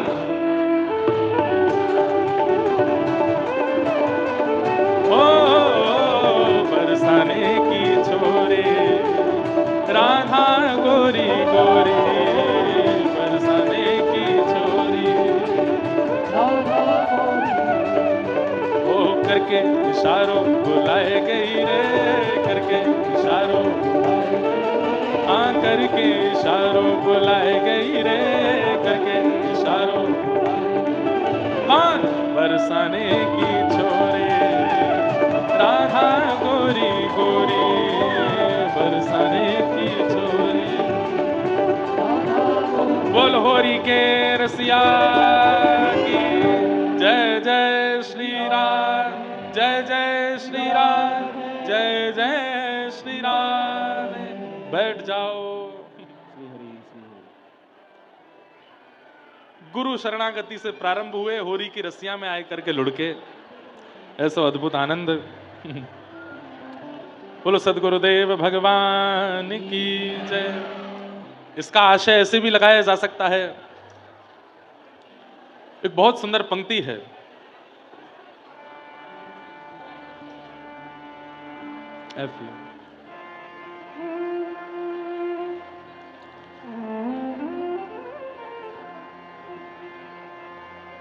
सब लोग बैठो तो एक पंक्ति सुनाऊं, बहुत सुंदर पंक्तियां हैं। गुरु आश्रय कितना लाभकारी है। मनोरथ सफल होंगे घबराना ऐ दिल, मनोरथ सफल होंगे घबराना ऐ दिल। हे मनोरथ सफल होंगे घबराना ऐ दिल, मनोरथ सफल होंगे घबराना ऐ दिल। सद्गुरु शरण में सभी फल मिलेंगे, गुरु मिल गए तो युगल भी मिलेंगे। सद्गुरु शरण में सभी फल मिलेंगे, गुरु मिल गए तो युगल भी मिलेंगे। कितना सुंदर है। मनोरथ सफल होंगे, ये पंक्तियां पता कहाँ की हैं? हमारे गिरधर लाल जी के ससुरारियाओं की पंक्तियां हैं ये। सरस निकुंज जहां लाल जी का ब्याह हुआ, वहां के आचार्यों ने गजल लिखी, उनमें से एक गजल है। मनोरथ सफल होंगे घबराना ऐ दिल, मनोरथ सफल होंगे घबराना ऐ दिल। ओ मनोरथ सफल होंगे घबराना ऐ दिल, मनोरथ सफल होंगे घबराना। बहुत अच्छी पंक्ति है। न प्रीतम मिले आज, न प्रीतम मिले आज, तो कल मिलेंगे, गुरु मिल गए तो युगल भी मिलेंगे।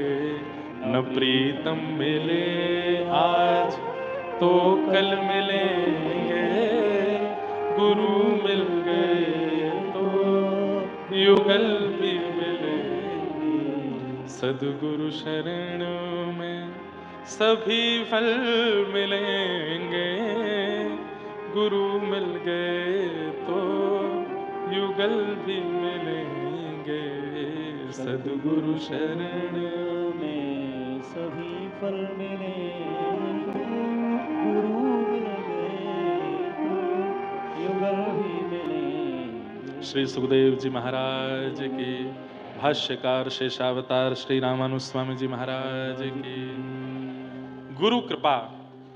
अब मुझे गुरु के ऊपर ही इतने सारे भाव मेरे चित्त में आ रहे हैं, मैं तो बोलता चला जाऊं गुरु भाव पर ही। बंधुओं, ठाकुर जी के मन में भाव आता है कि मैं प्रत्यक्ष जाकर के इसको राह दिखाना चाहता हूं, लेकिन कहीं मैं प्रत्यक्ष गया तो राह देखना तो भूल, संभलना तो दूर, सुधरना तो दूर, ये मेरे दर्शन करके केवल और केवल मुक्ति की कामना मांगेगा। ठाकुर जी अगर सामने आ जाएंगे तो हम क्या करेंगे? पैर पकड़ कहेंगे अब नाथ जीवित रखा ही क्यों है, अब तो ले चलो, अब छोड़ना ही क्यों है यहां पर। लेकिन ठाकुर जी कहते हैं इसके प्रारब्ध कर्मों के कारण इसको अभी 20 साल, 25 साल, 35 साल, 50 साल जीवित रहना है। अगर मैं अभी चला गया तो 25-35 साल कैसे जिएगा? इसलिए ठाकुर जी अपने ही तनु रूप गुरु को भेज देते हैं, तुम जाओ, जाकर के इसको संभालो, सवारो, सुधारो, चलाओ और अपना जीवन पूर्ण करके मेरी प्राप्ति करे, अपूर्ण रह करके नहीं। इसलिए संत जनों के रूप में, अरे भले ही वो संत भी एक मानव है, भले ही वो गुरु भी एक मानव है, लेकिन जिस समय वो तुम्हें उपदेश दे रहे हैं उस समय उनकी वाणी में ठाकुर जी बैठ जाते हैं।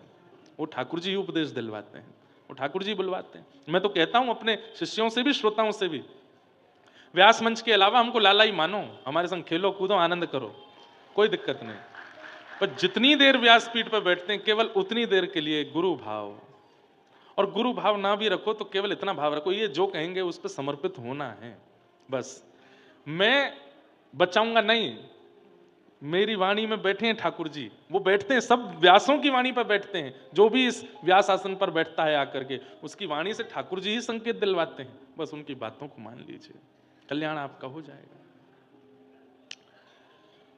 हमारे श्री वृंदावन में गोरीलाल कुंज है, बहुत वैष्णवों ने दर्शन नहीं किया होगा, सब लोग सावधानी से सुनिए, बिल्कुल सावधानी से सुनो।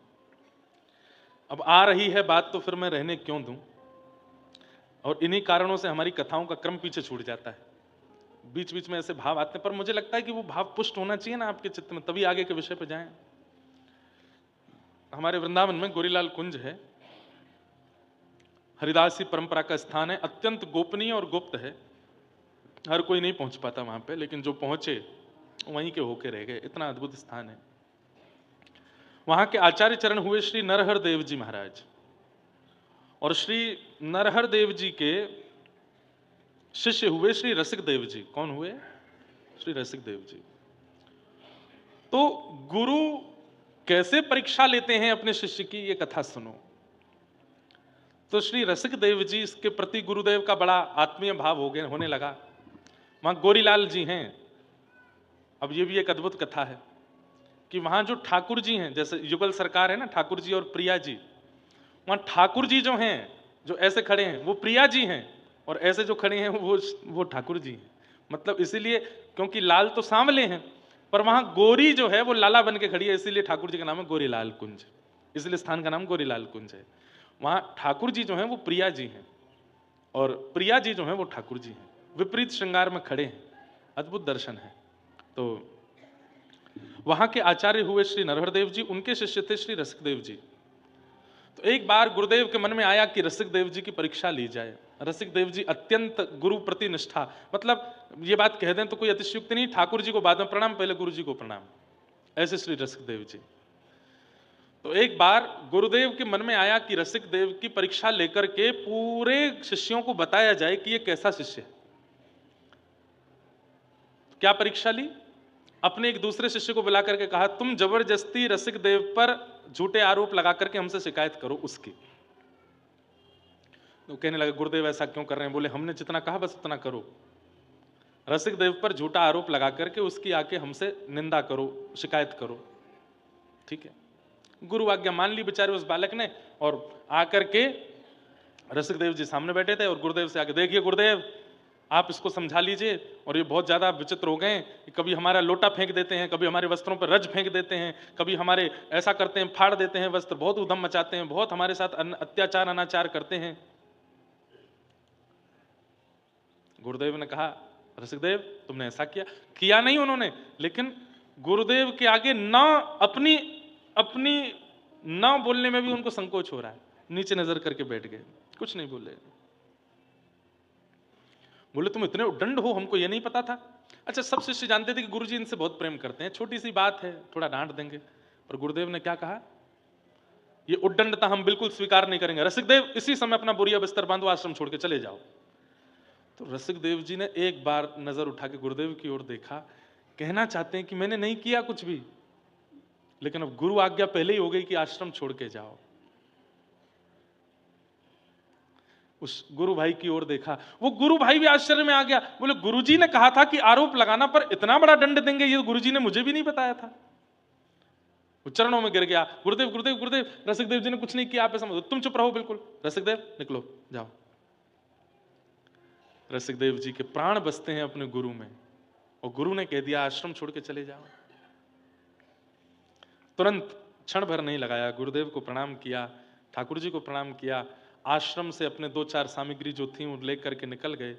सबके सामने से तो ऐसे निकले कि गुरु आज्ञा है, लेकिन आश्रम से बाहर जाते इतना रोए इतना रोए इतना रोए, आश्रम की दहली को पकड़ पकड़ करके रोए। सब शिष्य गुरु भाई देखते रहे, रोते रहे। गुरुजी से कहे, गुरुजी आप इतने निष्ठुर कैसे हो सकते हैं, आप तो बहुत प्रेम करते थे इनसे। बोले मुझे मत समझाओ, और तुम सबकी भी बारी आएगी, चुपचाप बैठो अपना काम करो, और रसिकदेव तुम जाओ। निकाल दिया आश्रम से। यमुना तट पर जाकर के प्राण गुरुदेव जीवन गुरुदेव कहकर के यमुना जी में इतना रोते थे इतना रोते थे। आप कहोगे 2-4 दिन का गुस्सा रहा होगा, ना, 1 वर्ष निकल गया और रसिकदेव जी वहीं यमुना जी पे हैं। 2-4 महीने व्यतीत हुए, इतने व्याकुल हो गए, और गुरुदेव ने ये और कह दिया था आश्रम से निकल जाओ और जीवन में मेरे सामने कभी आना नहीं। तो कभी दर्शन करने भी नहीं जाते, एकांत में बैठे रहते वहीं। लेकिन गुरु भाई आते थे मिलने के लिए। तो एक गुरु भाई से कहा, मुझे गुरुजी की बहुत याद आती है, मुझे गुरुदेव का बहुत स्मरण होता है, मैंने कब से उनके चरण नहीं छुए, मैंने अपने जीवन का आधा समय गुरुदेव के चरणों में व्यतीत किया, पता नहीं कौन सा अपराध मुझसे बना जो चरणों से मुझे दूर कर दिया। गुरु भाई एक काम करोगे? बोले क्या? गुरुदेव को पता ना चले। गुरुदेव स्नान करने के बाद अपने पूर्व वस्त्रों को जो छोड़ देते हैं स्नान घर में, उसको धोने की सेवा किसके पास है? बोले कि मैं ही करता हूं। बोले तुम बस गुरुदेव के सामने तो दिखाना तुम धोने ले जा रहे हो, पर मुझे जमुना जी पे लाके मुझे दे देना, मैं धोऊं, और धो करके तय बना करके शाम को दे दिया करूंगा, गुरुदेव को नहीं बताना मैं सेवा कर रहा हूं। ठीक है। गुरुदेव के जो वस्त्र होते थे, गीले वस्त्रों को वो गुरु भाई दे जाते, और रसिकदेव जी उन वस्त्रों को ही प्रणाम करते और उन वस्त्रों को ही निचोड़ करके उससे थोड़ा जल लेकर के पी लेते। मेरे गुरुदेव की चरणामृति है। उनको धो करके पोंछ करके उनमें इत्र लगाते, बढ़िया सुखाते, एक एक वस्त्र की सरवट को दूर करते, इतने अद्भुत ढंग से उनको लगाते। वस्त्रों के ऊपर का भाग, नीचे का भाग, इधर ऊपर का उपरना आदि सबको सजा करके गुरु स्वरूप मान के दंडवत प्रणाम करते। यही मेरे गुरु हैं। कैसी निष्ठा! 1 दिन, 2 दिन, 10 दिन, 15 दिन, 20 दिन जब बीते, गुरुजी बोले, ए सुनो चेलाराम इधर आओ, ये वस्त्र तुम ही धोते रोज? तो घबरा गए। जी गुरुजी, जी गुरुजी। हो नहीं सकता। इतनी निष्ठा और इतनी पवित्रता से या तो व्यक्ति धन लेकर के सेवा करता है या फिर किसी के वियोग में सेवा करता है। व्यक्ति या तो धन लेकर के निष्ठा प्रकट करता है कि भाई मुझे इतना धन मिला है तो मुझे ये कार्य पूरा करना ही है, या किसी वस्तु की प्राप्ति के वियोग में हो, वो वस्तु ना मिल रही हो तो तत्पर होकर के निष्ठा प्रकट कर पाता है। तुम तो यहीं रहते हो, रोज तुम्हारे वस्त्रों से इतनी अद्भुत सुगंधी और इतनी लगता नहीं है कि तुम धोते हो, तुम्हें सौगंध है। कौन धोता है वस्त्र? सत्य बताओ। चरणों में गिर गए, गुरुदेव क्षमा कर दीजिए ना, गुरु बड़े गुरु भाई रसिकदेव जी को। बोले उसका नाम क्यों ले रहे हो? वो धोता है क्या? बोले मैं ही रोज वस्त्र उनको दे देता हूं, वो धो करके स्वच्छ करके शाम को, वो गुरु सेवा मांग रहे थे। गुरु जी आप नाराज नहीं होना, आपसे चरणों में प्रार्थना, उनसे कुछ मत कहिएगा, गुरुदेव मेरा अपराध है, मुझे निकाल दीजिए आश्रम से, पर आप उनको बुला लीजिए वापस। गुरुदेव ने कहा तू नहीं, वही है, वही जानबूझ करके तेरे को कह करके मेरे वस्त्र मंगवाता होगा।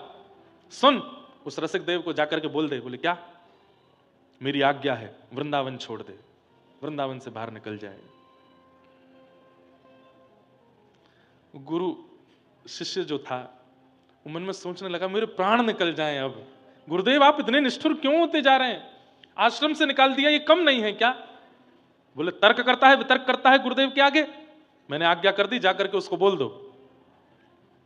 आज वो गुरु भाई आए, रसिक देव जी उत्सुक बैठे थे, वस्त्र आवेंगे, उनको चरणामृत लूंगा और वस्त्र धो करके संभालूंगा।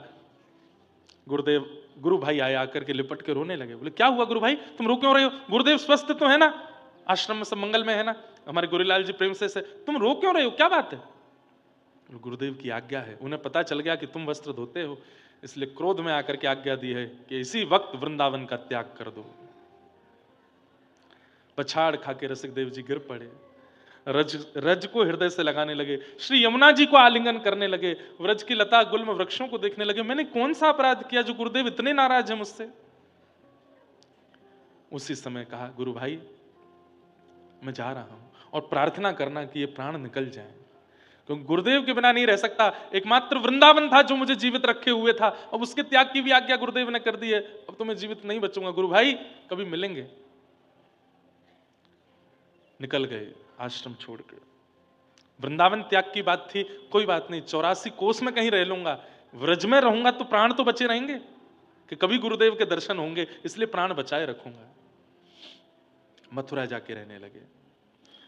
गुरु भाइयों ने पता लगवाया कहाँ है, पता चला मथुरा में है, तो गुरु भाई कभी कभी छुपके मिलने चले जाते थे। रसिक देव जी इतने रसिक थे कि उनके वैसे भी बड़े अनुयायी होने लगे। वो रोज कीर्तन करते थे, पद गाते थे, तो उनका पद सुनने के लिए कई भाव आते थे। सब लोग ध्यान से सुनो। मथुरा में निवास करने लगे, तब दूसरे गुरु भाई को देखा। 6-7 महीने निकल गए, 1 साल निकल गया। बोले गुरुदेव की बहुत याद आती है, कितने दिन हो गए मैंने देखा नहीं उनको। सुनो मैं कुछ सेवा नहीं कर पा रहा गुरुदेव की, वो एक सेवा थी उससे नाराज होकर गुरुदेव ने यहां भेज दिया, तुम एक काम करोगे? एक सेठ जाता था आश्रम में, उस सेठ से कहा महीने भर में कई लोग हम पे बड़ी दान दक्षिणा चढ़ाए जाते हैं, ये सब इकट्ठी करके मैं तुमको दे दूंगा, तुम अपना बता करके कि तुम दे रहे हो, और वहां गोरीलाल जी में गुरुदेव के चरणों में जाके अर्पित कर दिया करो। सेठ बोला ठीक है।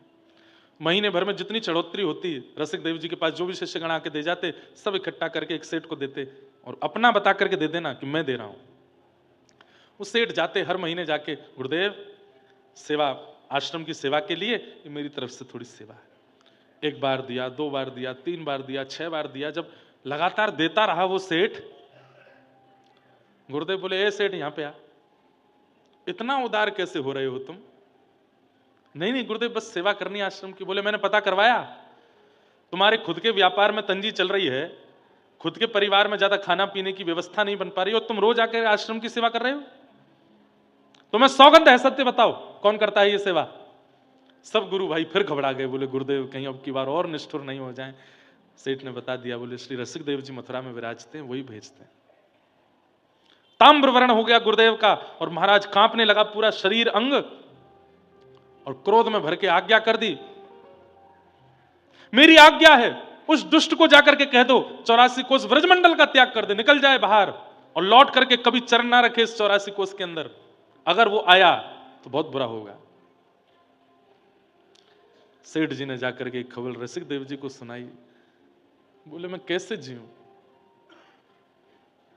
कैसे जीऊंगा मैं गुरुवर तुम्हारे बिना, कैसे जीऊंगा मैं गुरुवर तुम्हारे बिना, कैसे जीऊंगा मैं गुरुवर तुम्हारे बिना, कैसे जीऊंगा मैं गुरुवर तुम्हारे बिना। यहाँ कोई नहीं अपना तुम्हारे बिना, यहाँ कोई नहीं अपना तुम्हारे बिना, कैसे जीऊंगा मैं गुरुवर तुम्हारे बिना, कैसे जीऊंगा मैं गुरुवर तुम्हारे और बस बिना। रोते बिलखते श्री रसिक देव जी व्रज छोड़ के चले गए।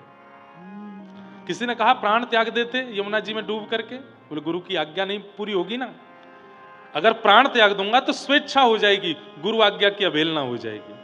गुरु आज्ञा है व्रज से बाहर जाओ, तो आज्ञा पूरी करनी। चले गए। बुंदेलखंड में रहते थे, बुंदेलखंड के निवासी थे। उनके जन्म स्थान के पास मैंने कथा भी की, सागर में चले गए रसिकदेव जी, और बस वहीं रह करके कुटी बना करके भजन करने लगे।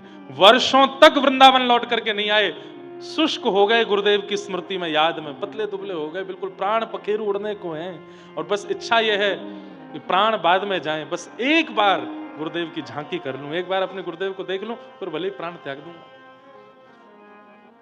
इतना स्मरण करते थे अपने गुरु का, इतना स्मरण करते थे कि गुरु भाई मिलने के लिए जब जाते थे वहां पर, तो अपने गुरु भाई से कहते थे, कल रात को गुरुदेव को ज्वर आया, तुमने औषधि नहीं दी। तो गुरु भाई कहते, आपको कैसे पता?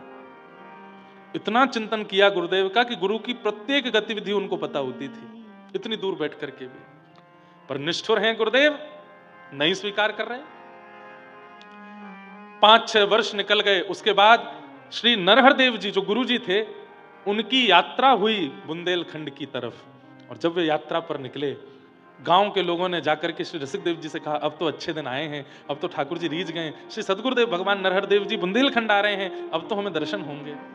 रोने लगे, बोले मैं सामने नहीं जाऊंगा, कहीं वे प्रसन्न चित्त आ रहे होंगे, वे प्रसन्न चित्त आ रहे होंगे, और मेरा रूप देख करके कहीं उनकी प्रसन्नता में विघ्न नहीं आ जाए, मैं गुरुदेव के सामने नहीं जाऊंगा, मैं नहीं जाऊंगा। नहीं गए। थोड़ी दूरी पर गुरुजी कुटिया बना करके रुके थे। रात्रि में शंका निवृत्त होने के लिए जाना था, रात्रि में शंका निवृत्त होने के लिए जाने की भावना से उठ के जैसे ही जाने लगे, तो अंधेरे में दिखाई नहीं दिया, एक वृक्ष की डाली से सिर में चोट लगी। चोट लगी गुरुदेव को, रक्त निकला श्री रसिकदेव जी को, माथे से रक्त निकलने लगा। जो 2-4 शिष्य बैठे थे, रात्रि में उठ के रसिकदेव जी बैठ गए, माथे पर हाथ धर के बैठे हैं। तभी उन शिष्यों ने देखा, बोले गुरुदेव क्या हुआ, क्या आप तो यहीं लेटे थे, माथे में कैसे लगी? बोले कोई जाओ, मेरे गुरुदेव शंका निवृत्त होने के लिए जा रहे थे, और एक डाली लगी है सिर पे, उनको चोट लगी है, मलहम लगा दो। जाकर के शिष्यों, उनके शिष्यों को बताया, बोले तुम्हारे गुरुदेव कहाँ हैं? वन में गए हैं, उनके सिर में चोट लगी है उनको। बोले तुम्हें कैसे पता? बोले कि गुरुदेव को चोट लगी, रक्त रसिकदेव जी को निकल रहा है।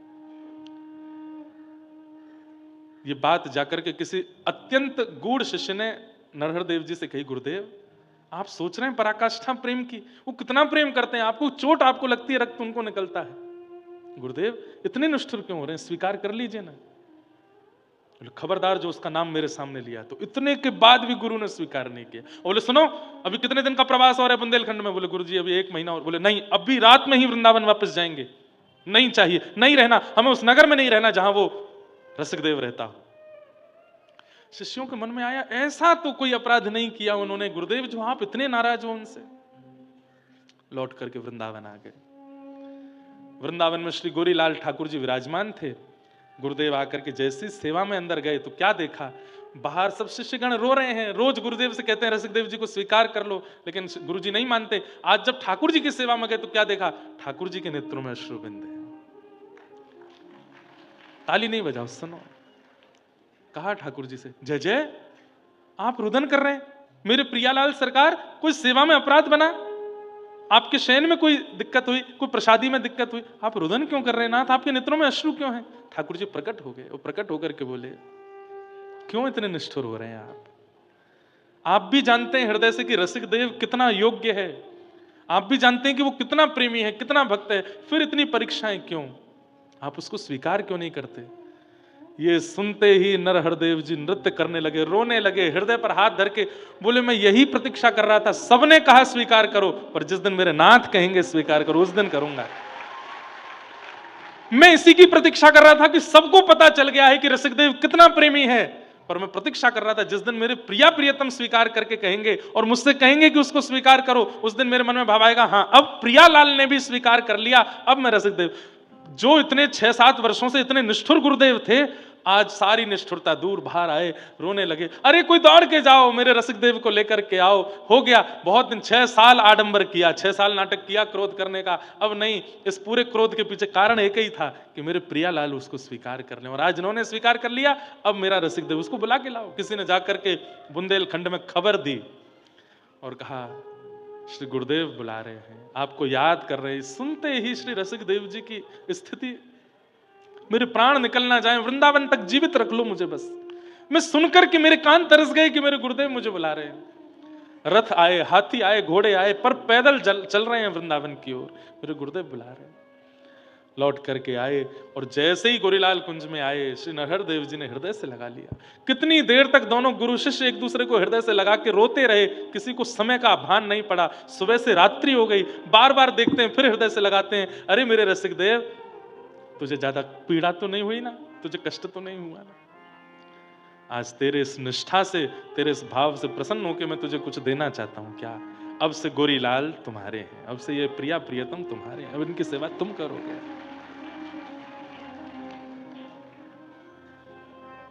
क्यों की पूरी परीक्षा? कि प्रिया प्रियतम स्वीकार करें। भैया सौभाग्यशाली हैं वो शिष्य, कभी गुरु स्मृति करके उनकी परीक्षा लेते हैं। सद्गुरु शरण में सभी फल मिलेंगे, गुरु मिल गए तो युगल भी मिलेंगे। सद्गुरु शरण में सभी फल मिलेंगे, गुरु मिल गए तो युगल भी मिलेंगे। आज सूत जी महाराज नैमिषारण्य क्षेत्र में सौनकादि ऋषियों के सामने बैठ करके कह रहे हैं, मैं अपने गुरु रूप में श्री सुखदेव जी को देखता हूं, क्योंकि उनके मुख से निर्झरित भागवत सुनकर के मेरे चित्त में साक्षात श्री ठाकुर जी प्रकट हो गए। तो मैं वही कथा सुनाऊंगा जो मैंने सुखदेव जी से सुनी है। मेरे गुरु वही हैं। तम व्यास सून मुपयाम गुरुम मुनि नाम। ऐसे मुनियों के गुरु श्री सुखदेव जी को मैं बारंबार प्रणाम करता हूं। और यहां से श्री सूत जी महाराज नैमिषारण्य की भूमि में कथा सुनाना प्रारंभ करते हैं। धर्मस्वनिष्ठितः पुंसां मतो धर्मस्वनिष्ठितः पुंसां विश्वक्सेन कथासु यः नोत्पादय दधिरतिं श्रम एव हि केवलम। सूत जी कह रहे हैं, मेरे द्वारा किया गया एकादशी का व्रत, प्रदोष का व्रत, मंगलवार का व्रत, मेरे द्वारा की गई तीर्थ यात्रा, जगन्नाथ यात्रा, बद्रीनाथ यात्रा, मेरे द्वारा किया गया दान पुण्य, गरीबों की सहायता, मेरे द्वारा किया गया संत भोज आदि आदि जो कुछ भी है, ये सब ठाकुर जी ने स्वीकार किया। इसका प्रमाण क्या है? मैंने तो किया, पर मेरे ठाकुर ने उसको स्वीकार किया, इसका प्रमाण क्या है? मैं अपने जीवन की इतनी एकादशियों के व्रत कर चुका हूं, पर ठाकुर जी उन एकादशियों से प्रसन्न हैं, इसका प्रमाण क्या है? मैंने शंकर जी पर इतने बिल्वपत्र चढ़ाए हैं, इतने सोमवार के व्रत किए हैं, पर शंकर जी ने वो स्वीकार किए, इसका प्रमाण क्या है? तब सूत जी कहते हैं, इसका एक ही प्रमाण है, सत्संग में जाकर के उस सत्संग को सुनते सुनते उसी में ही मन लगना। ये इस बात का प्रमाण है कि ठाकुर जी आपकी निष्ठा से, सेवा से और आपके द्वारा किए गए क्रमों को स्वीकार कर रहे हैं, इसीलिए कथा में मन लग रहा है। कथा में जाकर के बार बार घड़ी देख रहे हैं, कितने बज गए? 11:45 हो गए। अभी तो 12 बजने में 10 मिनट हैं, 15 मिनट हैं। समझो कि आपके द्वारा की गई एकादशी, मंगलवार, प्रदोष सब व्यर्थ हैं। आपके द्वारा किए गए सारे तीर्थ यात्रा आदि सब बेकार हैं। आपके द्वारा के श्रम एव ही केवलम, स्पष्ट कह रहे हैं, आप जो कुछ भी कर रहे हो भगवत प्राप्ति के लिए, अगर उस क्रिया के बाद भी कथा में रति नहीं हो रही है, तो आपके द्वारा की गई वो क्रिया केवल और केवल एक प्रयास है, श्रम है। ठाकुर जी उसको स्वीकार नहीं कर रहे हैं। बुरा नहीं मानना, कान पकड़ के क्षमा मांगते हुए बोलूं, इतनी रस भरी कथा चल रही है फिर भी सो गए, इसका मतलब ठाकुर जी ने आपके व्रत नियम स्वीकार नहीं किए। मैं नहीं कह रहा हूं, इसी नैमिषारण्य में सूत जी कह रहे हैं इस बात को। सूत उवाच धर्मस्वनिष्ठितः पुंसाम विश्वक्सेन कथासु यः। विश्वक्सेन भगवान की कथा चल रही हो और तुम्हारा मन ना लग रहा हो, तुम्हें बार बार उबासी आ रही हो, निद्रा हो रही हो, भूख लग रही हो, प्यास लग रही हो, उठ के जाने की इच्छा हो रही हो, 4 काम याद आ रहे हो, 100 फोन आ रहे हो, तो समझो आपके द्वारा कथा के अलावा किए गए जितने भी तीर्थ याटन व्रत अनुष्ठान हैं सब व्यर्थ हो गए। ठाकुर जी ने स्वीकार नहीं किए। लेकिन आगे बैठने को नहीं मिला, पीछे बैठे हैं। बड़ी मुश्किल से व्यास जी का दर्शन हो रहा है, पर एक टक बैठ करके पूरी 10 बजे से लेकर के 1 बजे तक कथा को श्रवण करते हैं। और जैसे ही व्यास जी ने कहा कथा विश्राम, अब आगे की कल सुनाएंगे, तो मन में विचलनता होने लगी, व्याकुलता होने लगी। अरे अब कब पुनः सुबह के 10 बजेंगे, फिर से कथा शुरू होगी। समझो आपने पूर्व में जो कुछ भी क्रम किया सब ठाकुर जी ने स्वीकार किया है। कथा में रति इस बात का प्रमाण है कि ठाकुर जी आपसे प्रसन्न है। इस बात का एक और प्रमाण सुनिए। रावण रोज रुद्राभिषेक करता है, एवरी डे, हर दिन। और दुनिया के लोग तो शिवलिंग के समीप जाकर के अभिषेक करते हैं। रावण के लिए स्वयं शंकर जी आते हैं कैलाश से और आकर के प्रतीक्षा करते हैं, रावण जब फ्री हो जाएगा तो अभिषेक करेगा हमारा। और रावण आकर के ब्राह्मणों के साथ, गुरुजनों के साथ बैठ करके शंकर जी की आराधना करता है। कभी कभी ब्राह्मण विप्रजन बैठ करके रावण को समझाने का प्रयास करते हैं, रावण शास्त्रों में इस बात, मुझे मत समझाइए, आपका काम अभिषेक कराना है, कराइए, दक्षिणा लीजिए, जाइए। सत्संग में उसकी कभी रुचि नहीं हुई, केवल क्रम करता गया, केवल नियम करता गया, केवल अनुष्ठान करता गया, केवल अभिषेक करता गया। लेकिन उन नियम, क्रम, अनुष्ठान, अभिषेक का जब प्रवचन होता तो रावण कहता, मुझे ज्ञान दोगे, मुझे बताओगे, सब पता है मुझे मत बताइए। परिणाम, आज तक रावण का पुतला फूका जाता है दशहरा मैदान में। क्या उसके इतने पुण्य भी नहीं थे कि कम से कम चलो 2-4 साल तक जला लिया होगा? कितने साल हो गए आज रावण को धराधाम से गए हुए, ठाकुर जी ने उसका वध किया, कितने साल हो गए, आज तक बेचारे का पुतला जलाते हैं। क्यों? ठाकुर जी प्रसन्न नहीं थे। ठाकुर जी ने एक भी उसके आराधन को, उसके भाव को, किसी को भी स्वीकार नहीं किया। क्यों? सत्संग में रुचि नहीं। और वहीं आप रुक्मणी जी को देखो, ब्राह्मण देवता सुदेव ब्राह्मण जाकर के पत्र पढ़ा रहे हैं ठाकुर जी को। एक कन्या ने पत्र भेजा ठाकुर जी आपके लिए। ठाकुर जी बोले, बहुत पत्र आते हैं हमारे पास, क्या लिखा है पत्र में? बोले, श्रुत्वा गुणान भुवन सुंदर शृण्वतां ते निर्विश्य कर्ण विवरय हरतोंगतापम। कन्या कह रही है कि उसने आपको कभी देखा नहीं है, केवल आपकी कथाएं सुनी है। इतने में तो ठाकुर जी दुल्हा बन गए। बोले, तुरंत बैठो, रथ में चलेंगे, इसी से ब्याह करेंगे। आगे 6 श्लोक और सुन लीजिए। बोले, सुनाते हैं ना रास्ता में, हमने तो पक्का मान लिया इसी से ब्याह करना है। तो सुदेव ब्राह्मण ने कहा, बोले, नाथ, बिना जाने, बिना पहचाने, बिना रूप शकल देखे, बिना परिवार जाने आप ब्याह करने को इतने तैयार? बोले, मुझे स्वीकार करने के लिए जो गुण चाहिए वो मुझे दिख गया। श्रुत्वा गुणान भुवन सुंदर शृण्वतां ते। ये कन्या कह रही है कि ये मेरी कथा सुनती है, कथा सुनती है। अब इसके बाद भले ही इसमें एक भी लक्षण नहीं हो, हम इसको पत्नी रूप में स्वीकार कर लेंगे, क्योंकि कथा सुनने में रुचि है। अरे नवदा भक्ति की प्रथम भक्ति क्या है? श्रवणम कीर्तनम विष्णु स्मरणम पाद सेवनम अर्चनम वंदनम दास्यम सख्य आत्मनिवेदनम श्रवणम। अच्छा एक बात बोलूं, जितने भी अति प्रिय हैं ठाकुर जी के, सब श्रवण के रसिया। प्रभु चरित्र सुनवे को रसिया, राम लखन सीता मन बसिया। हम आप सब लोग भले ही लड्डू का भोग लगाते हैं हनुमान जी को, चोला चढ़ाते हैं हनुमान जी को सिंदूर का, अकौआ के पत्तों पर राम राम लिख करके कहते हैं, पर गोस्वामी तुलसीदास जी ने पूरी हनुमान चालीसा में ये नहीं कहा कि सिंदूर चढ़ाओ, ये नहीं कहा कि अकौआ के पत्ते लगाओ, ये नहीं कहा कि लड्डू का भोग लगाओ। सब जगह लिखा है, उसका भी वर्णन है, पर सर्वविदित हनुमान चालीसा में केवल एक ही बात कही है। बोले क्या? प्रभु चरित्र सुनवे को रसिया। हनुमान जी को सबसे प्रिय क्या? बोले प्रभु चरित्र प्रिय है। हम वही नहीं सुनाते हनुमान जी को, बाकी सब करे आते हैं। इसीलिए अति प्राण से भी प्रिय हैं श्री हनुमान जी महाराज। रुक्मणी जी पत्नी है ठाकुर जी की, क्यों? कथा श्रवण में रुचि है। तो ये सत्संग प्रवाह, ये कथा का प्रवाह, ये सामान्य स्थिति नहीं है। यहां पर बैठ करके आप पैरामीटर से नाप सकते हो। कथा में गिनती किया करो कितनी उबासी आई, 1 आई, 2 आई, 4 आई, 5 आई, 15 आई, यूं समझ लियो इतने 1000 किलोमीटर दूर हो अभी ठाकुर जी से और पूरी कथा सोते ही सोते निकारी है तो फिर क्या ही कहना महाराज। अब बहुत जन्म लगेंगे ठाकुर जी से मिलने में। लेकिन कथा श्रवण में यदि रुचि है, कथा श्रवण में बहुत उत्सुकता आती है। अरे कहां तक कहें, श्रीमद् भागवत कहती हैं, श्रीमद् भागवते महामुनि कृते किंबा परैरीश्वर सद्यो हृदय वरुध्यते त्रिकृत भी शुश्रूषुभि तत्क्षणात्। कथा सुनी नहीं है, कानपुर में रहते हैं, लखनपुरी लखनऊ में रहते हैं, लेकिन किसी ने संदेशा भेजा, फोन करके कहा, अरे नैमिषारण्य चलोगे? बोले क्यों, क्या है? इंद्रेश जी आ रहे हैं कथा सुनाने। बस तभी से मन में विचलनता होने लगा, अरे कथा हो रही है, कथा सुनना है। माता जी से परमिशन, हम चले जाएं कथा सुनने, पिताजी से कह रहे हैं चले जाएं, पति से कह रहे हैं चले जाएं, पत्नी से कह रहे हैं चले जाएं, सब मना कर रहे हैं, तो व्याकुलता हो रही है, कैसे कथा सुने? लाइव सुन रहे हैं तो बंद कर दे रहे हैं, नहीं सुननी लाइव, वहीं जाके सुननी है। उसी क्षण आपके चित्त में ठाकुर जी प्रकट हो जाते हैं।